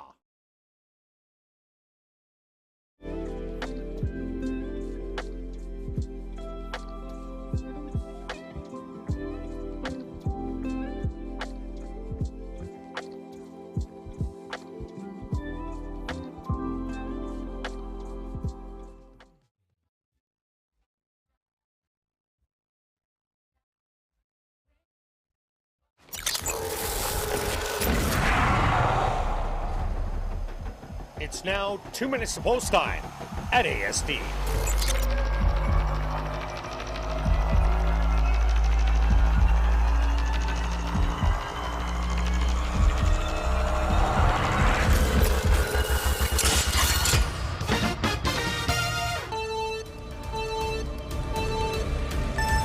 All right, we're going 7.5 furlongs. It's for maiden horses that have never won. It's kind of the bottom levels here. Horses just learning to run. I'll start on the 3, which is the favorite. There's many unknowns. There is some class in here, but can he handle the 2 turns? That's the question. If he can, watch out. If he runs back to his race a few back, watch out, he can win. I'll give you a couple value plays here. The 1 horse is along the rail and has a really good race going 7 furlongs. I think a similar trip puts him right there. And maybe the unknown, other unknown is the 6 at 4-1. So I'll give you a 3-1-6. Kirt? Yeah, I do like number 3, Zuri Razazzi, dropping in from maiden allowance all the way to the bottom, maiden 5. Cross that last race out, and this horse looks like an easy winner in here. I'm not worried about the distance because I think this horse will get an easy lead. So I'm thinking he goes wire to wire. I like number 5 to rally down the lane, a filly against the boys. You want a long shot, number 4, Spies Force. They're adding blinkers on today, so that could juice up your triactors. Good luck here in race 5.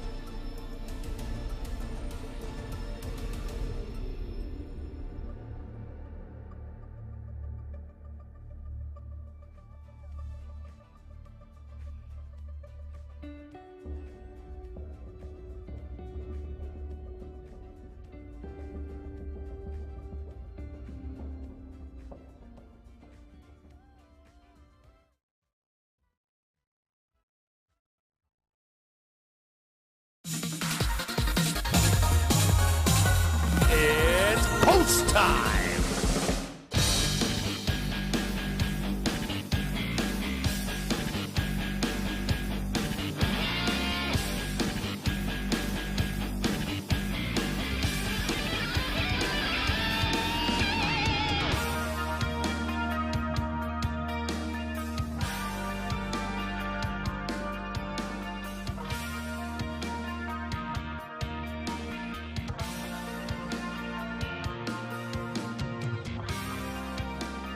LB Devil, the first to enter the starting gate.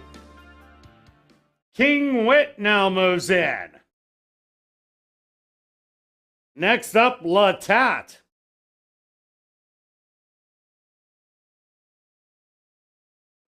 Zuri Razazi, the current 8-5 favorite. Walks in.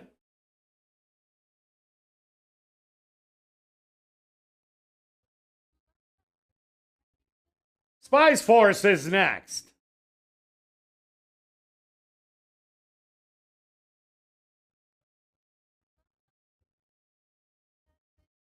Mucho Express, she walks up and in. 2 left to load. Notable Nora.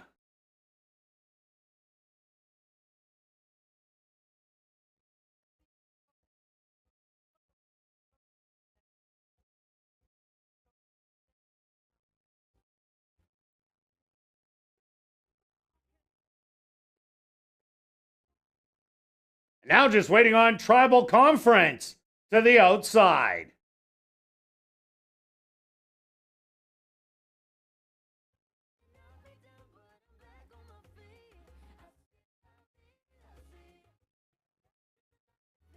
They're all in. They're at the post. Zuri Razazi fractious in the starting gate.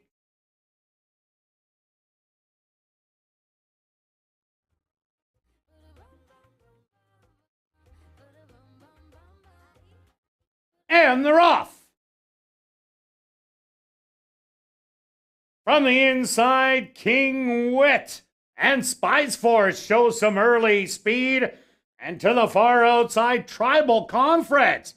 A 3-way battle for the early lead. Settled back in behind them. That's going to be Notable Nora. Then another 5 lengths back on the outside, Belby Devil. Then it's Latat. And back to the trailers, Mucho Express and Zuri Razazi. The opening quarter, 25 seconds. And King Wit takes over as a leader by 4. Back in second, that's Spice Force with Notable Nora now moving to second. Making move up the rail, that's Latat. On the far outside, Belby Devil.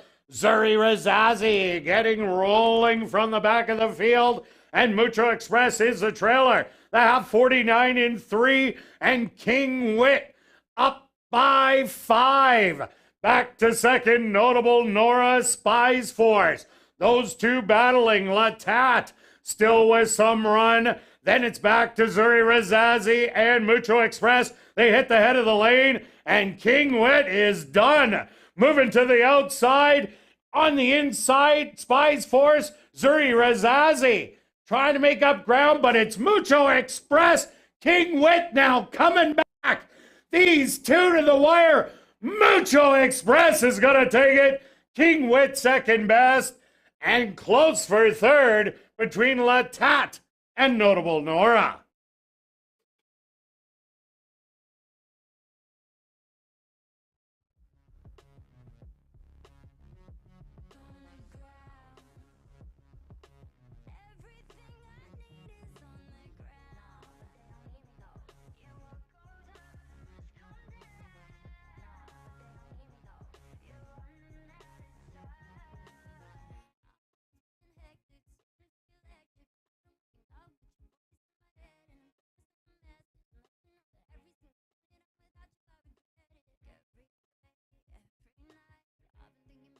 The stewards have requested a photograph to determine the winning horse. They went the opening quarter, 25 seconds. The half, 49 in 3. 3/4 time. That's a little fast at 1:09. Time for the 7.5 furlongs. 138-4.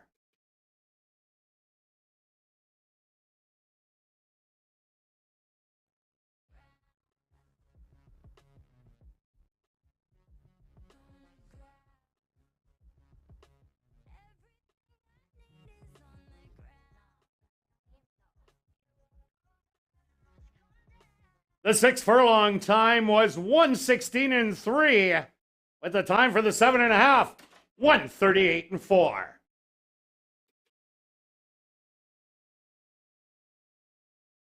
Stewards opposed to number 5, Mucho Express, as your race winner. Second goes to number 1, King Wit.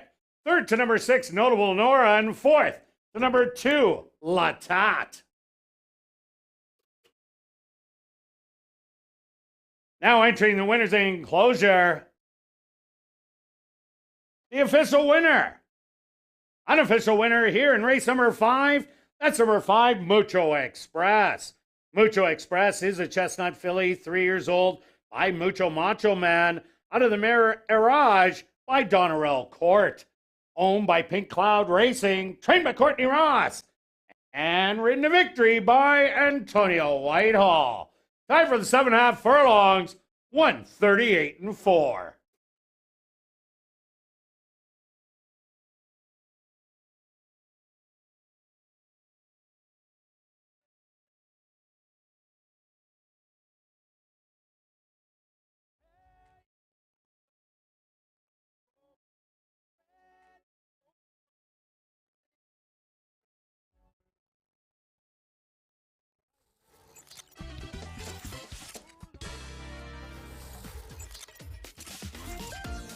Race 5 is official in the upcoming 6th race. There are no changes. Kicking off late double wagering. They'll go to post in 20 minutes.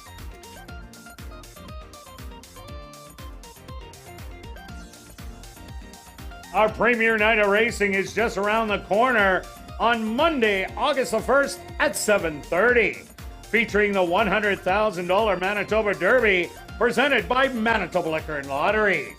This night of great racing also includes free family fun events, bouncy castles, face painting, live entertainment for the kids, plus the Manitoba Derby sweepstakes with a chance to win a $100 win wager on the winning horse in the Derby.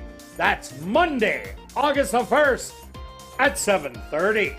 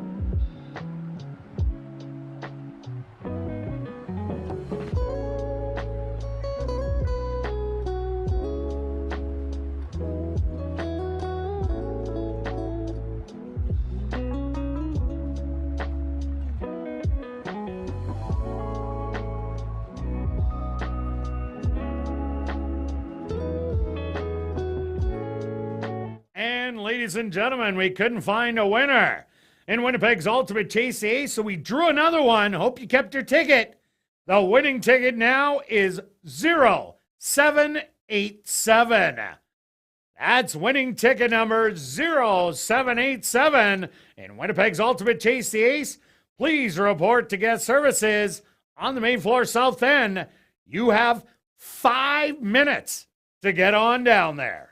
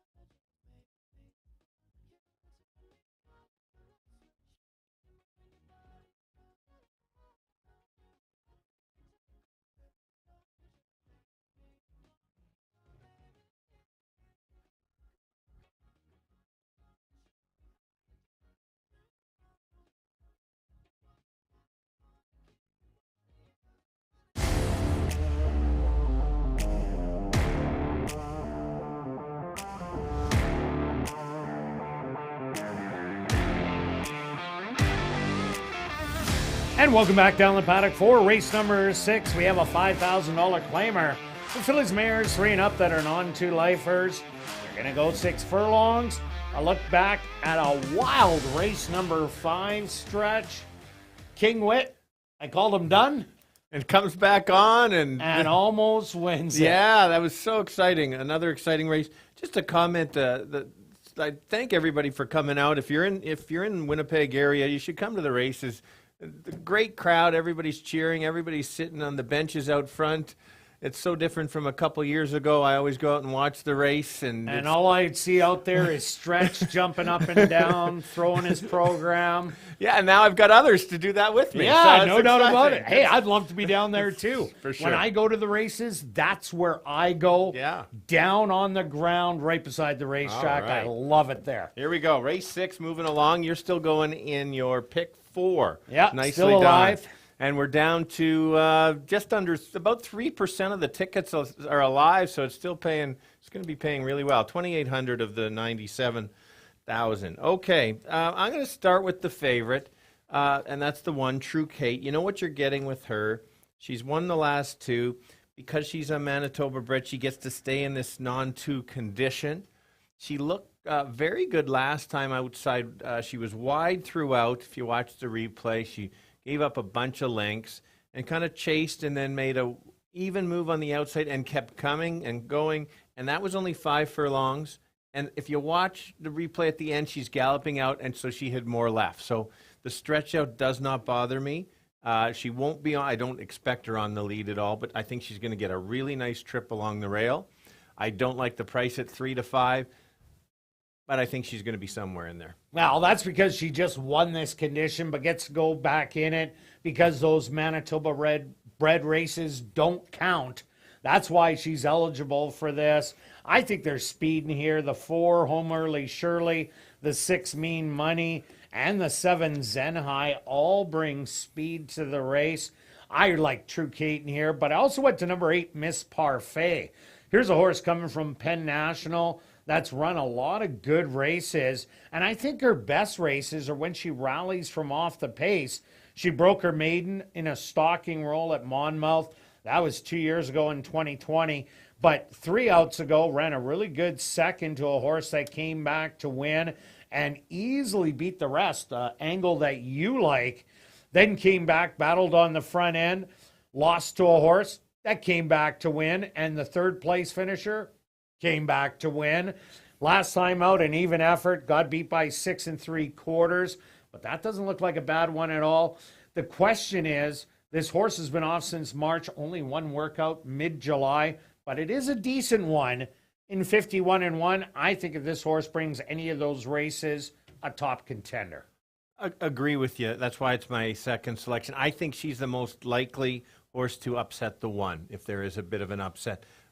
We both have the 7, Zenhai, and this one, she's improving. She won 3 back.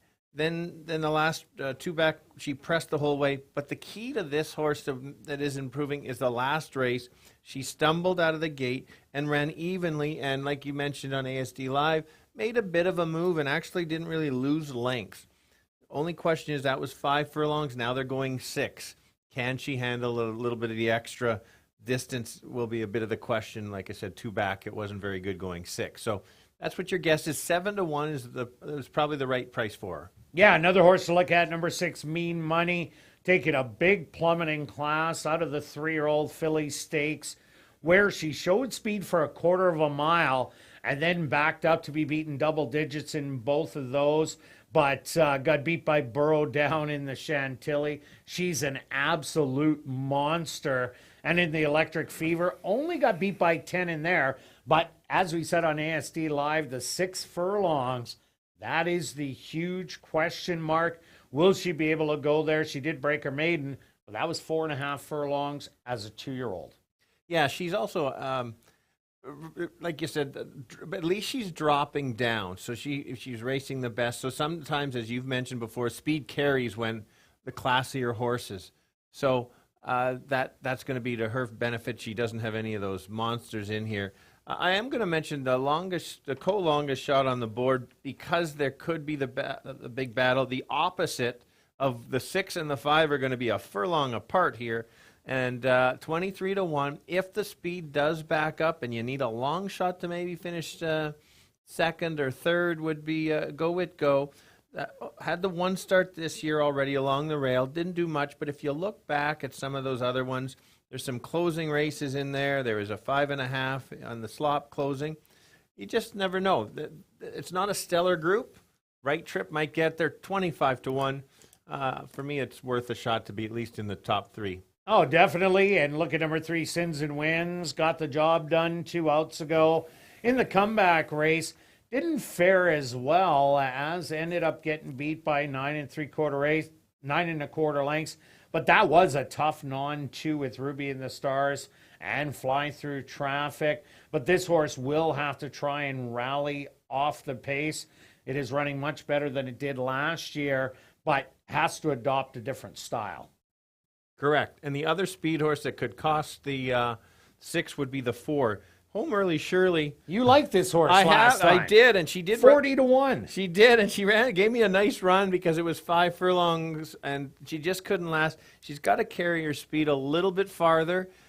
She's 18-1. She's going to be at least that.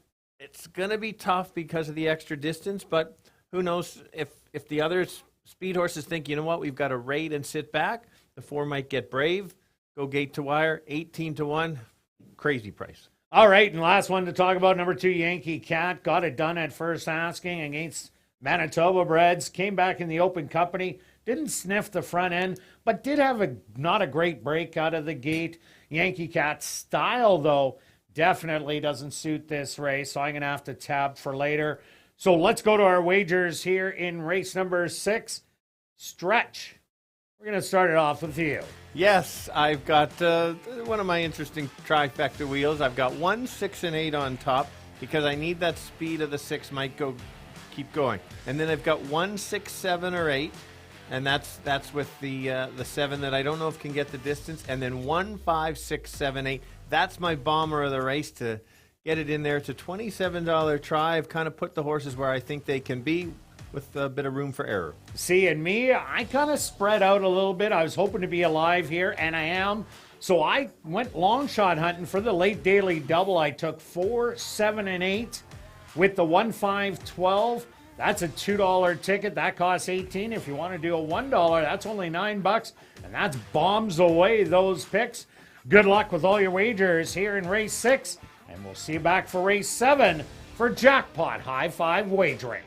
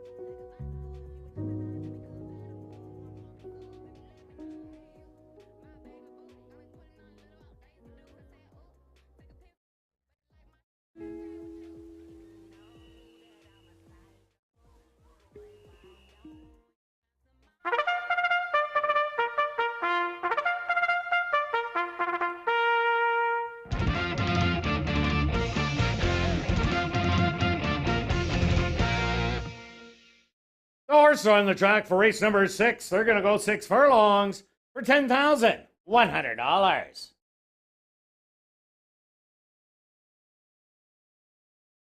Number 1 is True Kate, owned by Al Daly Estate Stable, trained by Fred Rawson with Chavy and Chow. Number 2 is Yankee Cat, owned by Riley Kling, trained by Maria Stanford with Neville Stevenson. Number 3 is Sins and Winds, owned by Bill Meikle and Wind Dancer Stable, trained by Winnie Anderson with Praven Badry. Number 4 is Home Early Shirley, owned by Bearstream Stable, trained by Lee Delaron with Lionel Camacho Flores. Number 5 is Go It Go, owned by Bernice Amo, trained by Lee Delaron with Sheldon Chickanis. Number 6 is Mean Money, owned and trained by Devin Gittins with Dwight Lewis. Number 7 is Zen High, owned by Kyle Hebert and Silver D Stable, trained by Shelley Brown with Ronaldo Cumberbatch. Rounding out the field is number 8, Miss Parfait, owned by Andrew Stronach, trained by Jennifer Jordan with Nyrone Austin. Post time for race number 6, 2 minutes away.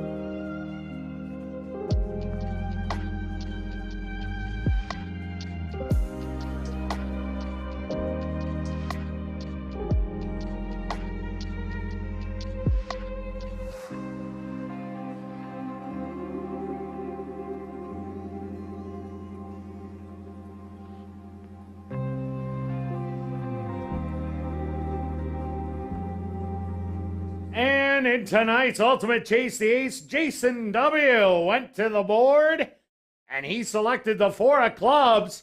So he's going to get $25. And the jackpot continues to build in Winnipeg's Ultimate Chase the Ace.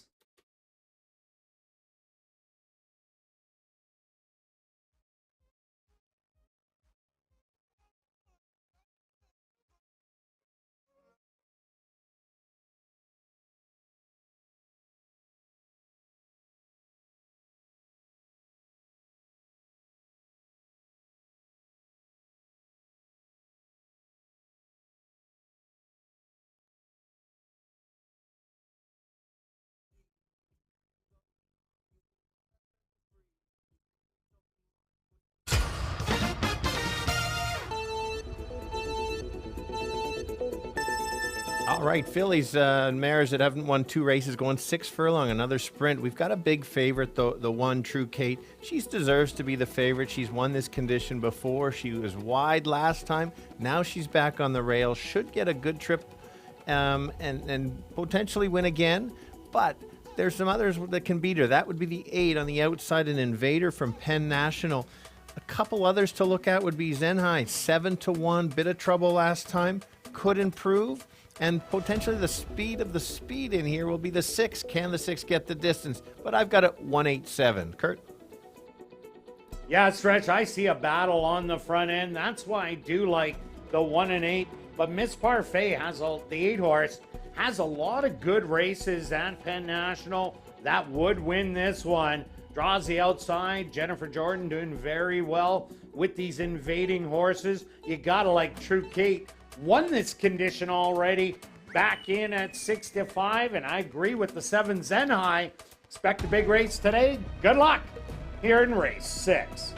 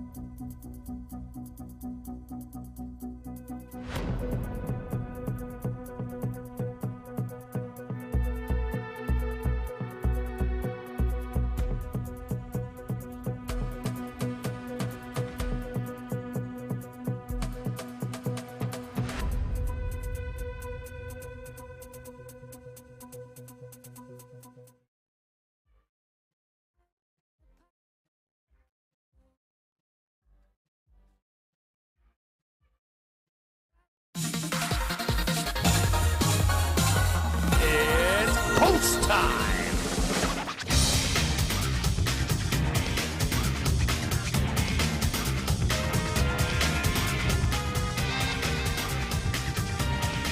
True Kate, the 6-5 favorite, the first to move in.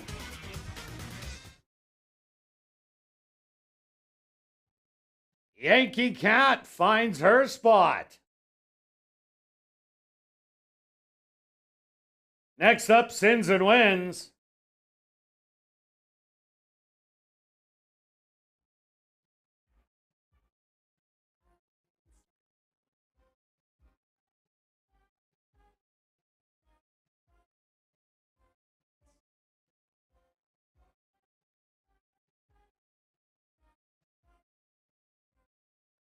Home early, Shirley.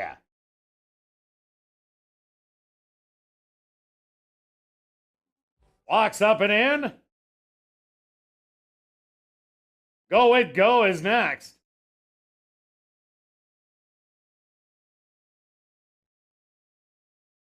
Mean Money.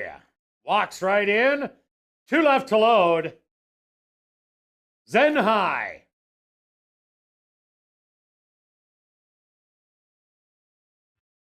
And just waiting on Miss Parfait to the outside.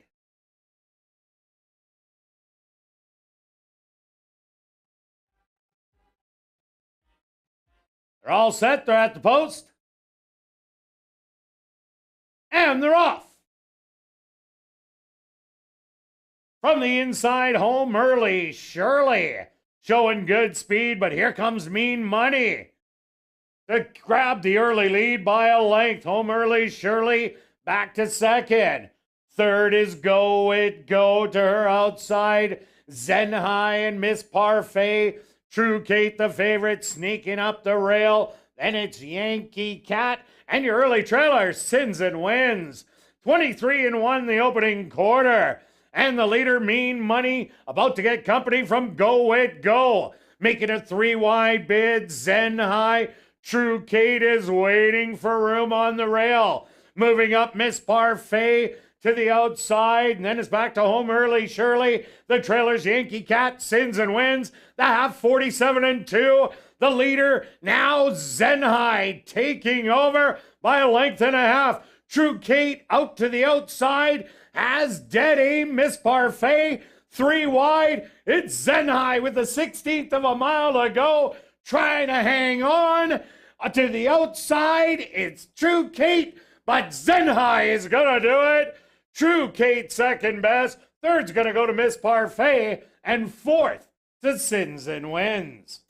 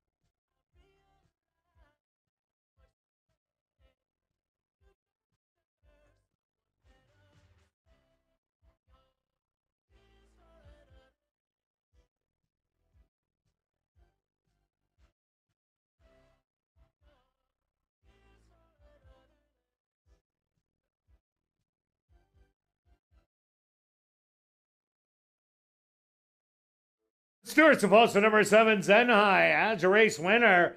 Second goes to number 1, True Kate. Third to number 8, Miss Parfait. And fourth to number 3, Sins and Wins. They went the opening quarter 23-1, the half 47-2. Time for the 6 furlongs, 1:15.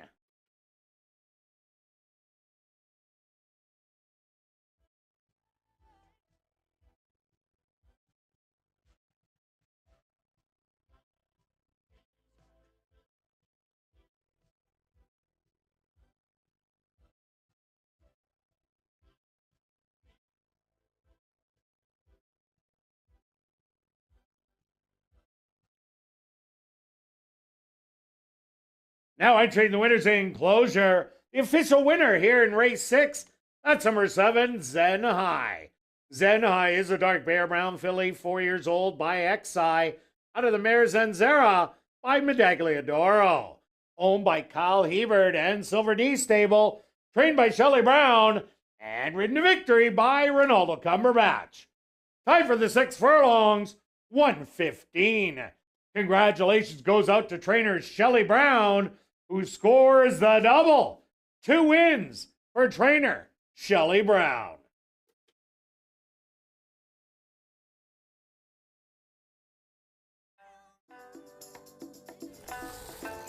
Race 6 is official in the upcoming 7th race. Scratch number 2, Champiosa. And scratch number 3, Preach Little Gospel. Once again in this 7th race, scratch the 2, Champiosa, and scratch the 3, Preach Little Gospel. jackpot high five wagering. The carryover just under $22,000. They go to post in 19 minutes.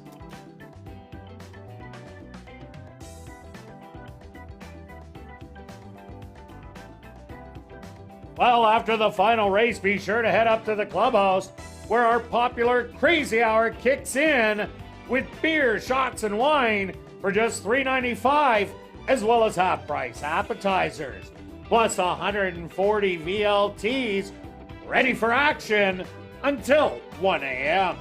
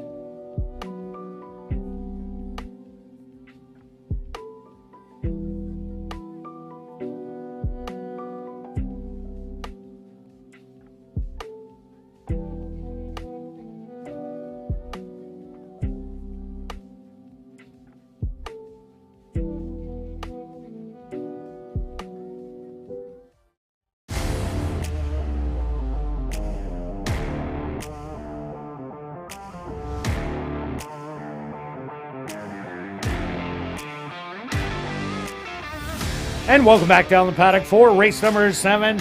We have a maiden allowance race for 3-year-olds and up. They're going to go 6 furlongs.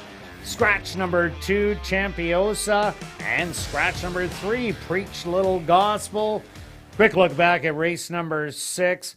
Well, Stretch, Zen High off the pace today, runs huge. Yeah, we saw that last race, stumbled and seemed to be an improving horse, and we talked about that. It was just a matter of can it get the 6 furlongs, and certainly can. And we've also talked about when horses change their running style. We've seen some good races there, and away you go. And another horse that changed its running style, Sins and Wins, came from dead last on the outside, only got beat by a couple in the end. Watch out for that him one. next time, yeah, for sure. Big odds. But that race got me kicked out, as I had only the 1 and 8, didn't have the 7. At least I got some doubles as a backup. All right, race number 7. Who do you like? Okay, we'll start by saying that the pick 5 is safe. Nobody's taken the 400,000. So starting Monday, it'll be 400, and by the end of the week, it'll be 500,000 for sure.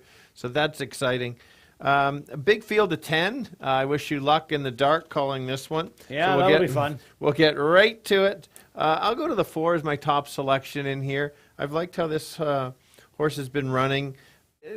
Running evenly, yes, running a few seconds. You know, I don't like seconds too much, but it lost a Strong Belief. We saw Strong Belief win the next start out, 2 races back, or 3 races back. We've got Barely Regal, another good horse that is winning. So I wouldn't say it's second-itis because it's losing to good horses. This horse is sitting on a victory. I'm getting 3-1. That's about the price I thought.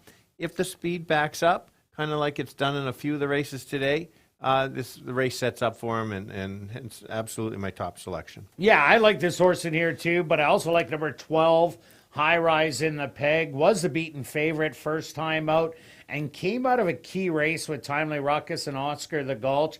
And I like how the horse came off the pace that day. Last time out, chased after Oscar the Gulch and finalized. And I just don't think that is the horse's style. Now draws outside in here. I think the 9 has speed. The 11 for sure has speed. And I think the 1 finalized with that rail draw is also going to show some early speed. Lionel Camacho Flores had the early hat trick. Watch him. He is maybe winning the last one for the 4-bagger. But High Rise in the Peg, I like this horse as long as it has an off-the-pace run today. Yeah, and now it is in the post 10, so it does have to get positioning. Might have to circle or take a chance. There are, a full field of 10. Some horses are going to be backing up. My second selection, which was almost my first, is the 11. He's the chairman. Got in a duel last time, put the speed away, and then got tired late. The 4 got him at the end. I think a little bit more improvement. The 3's out, is not racing. I think the speed could carry a little bit farther and hang around 9-2. Again, fair value across the board is pretty good value. So watch out for this one. This one's been dueling with some good ones. Yeah, another one I like is number 1, Finalize. Had 2 good runs. Ran 3rd to Timely Ruckus, Oscar the Gulch. Then battled with Oscar the Gulch and ran 2nd last time out. Didn't go to the lead. Was kind of lost in the middle and had no punch at the end. I think we'll take advantage of that rail draw. Send out Shelley Brown with 2 wins. Looking for 3. And this one, speed on the rail, could be dangerous. For sure. I'm jumping ship a little bit. I liked this horse the last time. Made so did money, I. And 2 back. So we're getting great value at 8-1. The last one I'm going to mention, and before the post parade, is the 8. Second start out. Showed a little bit. I think the horse is going to improve. 8-1's a nice value. I think the horse will be closer come late. All right, let's go to our wagers here in race number 7. Stretch, start us off. All right, hoping to close off the week with a winner. We've been close, but just haven't been right there. 4 and 11 on top, a closer, a speed horse. And then we've got the 1, 4, and 8, 11. Not going to totally toss the 1. And then 1, 4, 5, 6, 8, 11. Throwing the first-time starters that look pretty good on workouts. Didn't mention them. I think they can be in the mix as well. $24 to finish it off. Well, I'm going after a triactor with the money I made last night. So I'm doing a 5-horse triactor box for $60. 1, 4, 5, 8, and 12 Good luck with all your wagers, and we'll see you back Monday evening, 6:45 Central, for ASD Live.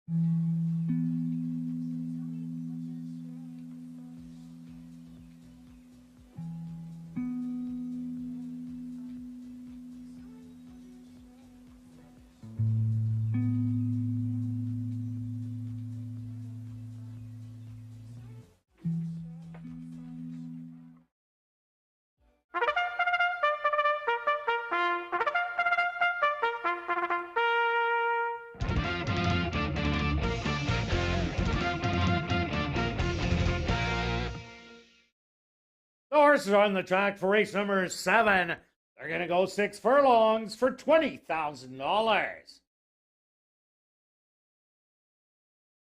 Number 1 is Finalize, owned by Shelley Brown and the estate of Harvey Warner, trained by Shelley Brown with Dwight Lewis. Number 2, Champiosa Scratched. Also scratched number 3, Preaches Little Gospel. Number 4 is Daddy's Rare Edition, owned by Harrington Stables, trained by Mike Taphorn with Neville Stevenson. Number 5 is One Sky, owned by Sybil Palmer, trained by Calvin Britton with Antonia Whitehall. Number 6 is Jafafa, owned by Pierre Esquirol, trained by Wendy Anderson with Leroy Nelson. Number 7 is Steep Rock, owned by WRA Ventures, Hillside Farms, Right Attitude, Anderson Livestock, and the estate of Harvey Warner, trained by Stephen Gaskin with Ronald Alley. Number 8 is Sodero, owned by Clint Wilson and Judy Bradley, trained by Clint Wilson with Jorge Carreño. Number 9 is Warbucks, owned by Gary and Brenda Bergsrud, trained by Devin Gittins with Arthur Badu. Number 10 is Zippin' to Impress, owned by Canvasback Farms, trained by Carl Anderson with Praven Badri.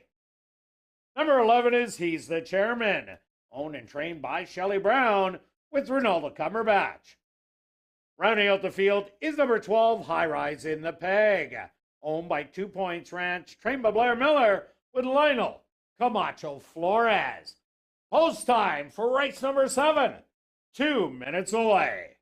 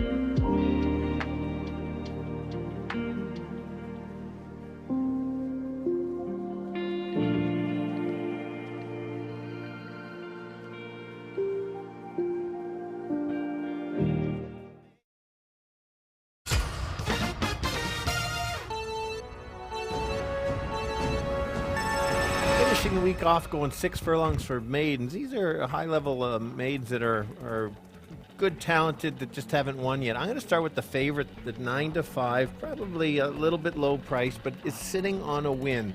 There's other horses that are going to be showing speed and may come back to him, and if that's the case, watch out. Others to look at is the 11. I think this horse is the speed of the speed, puts away the other speed, gets up. A long shot with a chance is the 8. Only one start. Closed a little bit last time. I think you're going to see improvement. So I'll give you 4, 11, 8. Yeah, stretch myself. I went to the outside. Number 12, High Rise in the Peg. I agree that there's speed in here. High Rise in the Peg, I think it's better coming off the pace, and I think I'll have to from post position number 12. You get a hot jockey looking for his 4th win.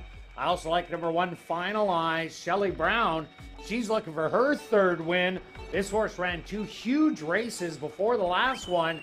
Either of those races good enough to win, and of course I do like the 4, but I'm 12, 1, and 4. Good luck here in race 7.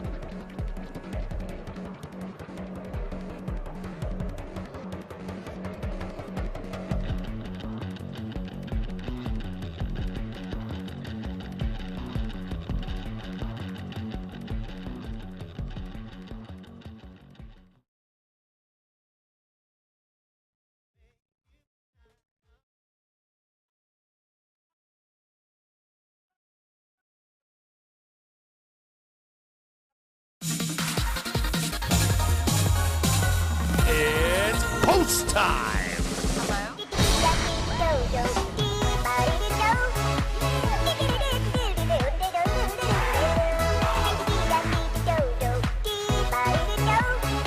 Finalize walks into the gate for the nightcap. The 9-5 favorite, Daddy's Rare Edition, goes in.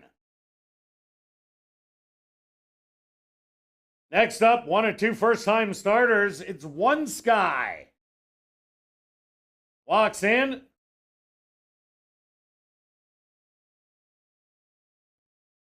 The other first-time starter, Jafafa, goes in.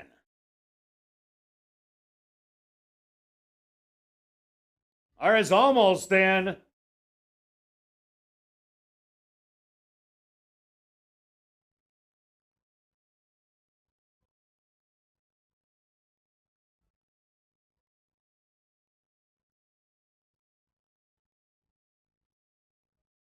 Next up, Steep Rock.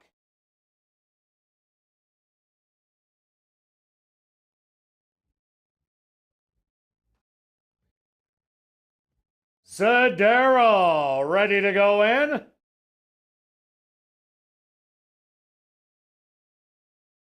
One Sky fractious in the starting gate.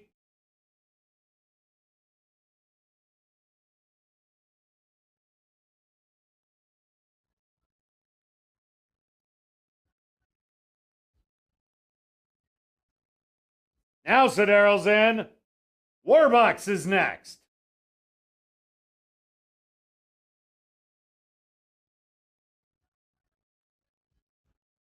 Zippin' to Impress steps up.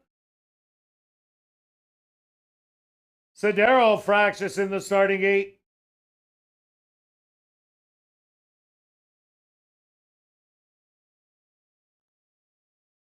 Now just 2 left to load. He's the chairman.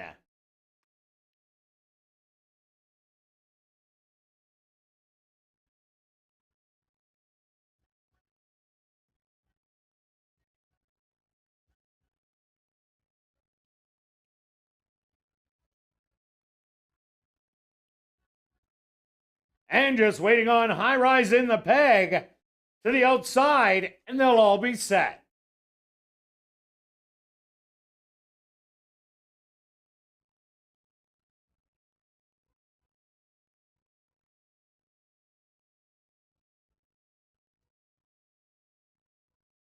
He goes in, they're at the post, and they're off. Little bit of an awkward start for One Sky. From the inside, Steep Rock shows some good early speed. To the outside, he's a chairman. Settled back in third. That's Zipping to Impress. Daddy's Rare Edition and Finalize. Sitting back in fourth and fifth. Back in sixth, a first-time starter, Jafafa.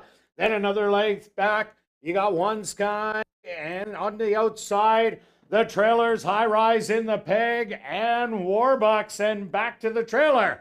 Sodero, 23-1 the opening quarter, and it's He's the Chairman and Steep Rock battling it out. Moving to the outside in third, Zipping to Impress, 4 wide, Jafafa looking for his space up the rail. That's Finalized. Daddy's Rare Edition needs some room also, but it's He's the Chairman with the short lead. Now moving up on the outside, it's High Rise in the Peg, who blows on by Lionel Camacho Flores, getting the quad. Daddy's Rare Edition in second, very close for third between Finalize and One Sky.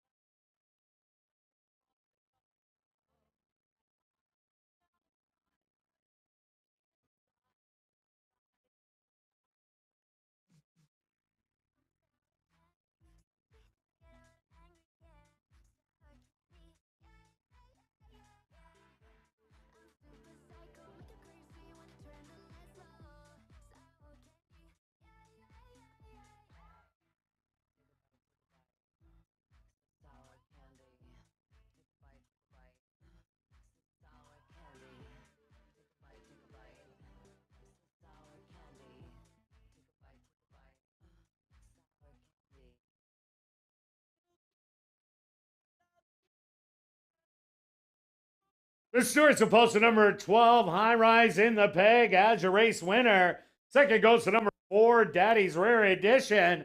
A photograph has been called to determine the show position. They went the opening quarter 23-1, the half 46-4.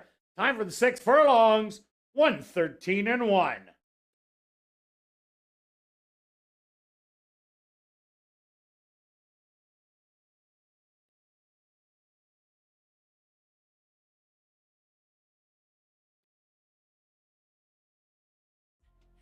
Results of the photo show number 5, One Sky, finishing third. Fourth goes to number 1, Finalize.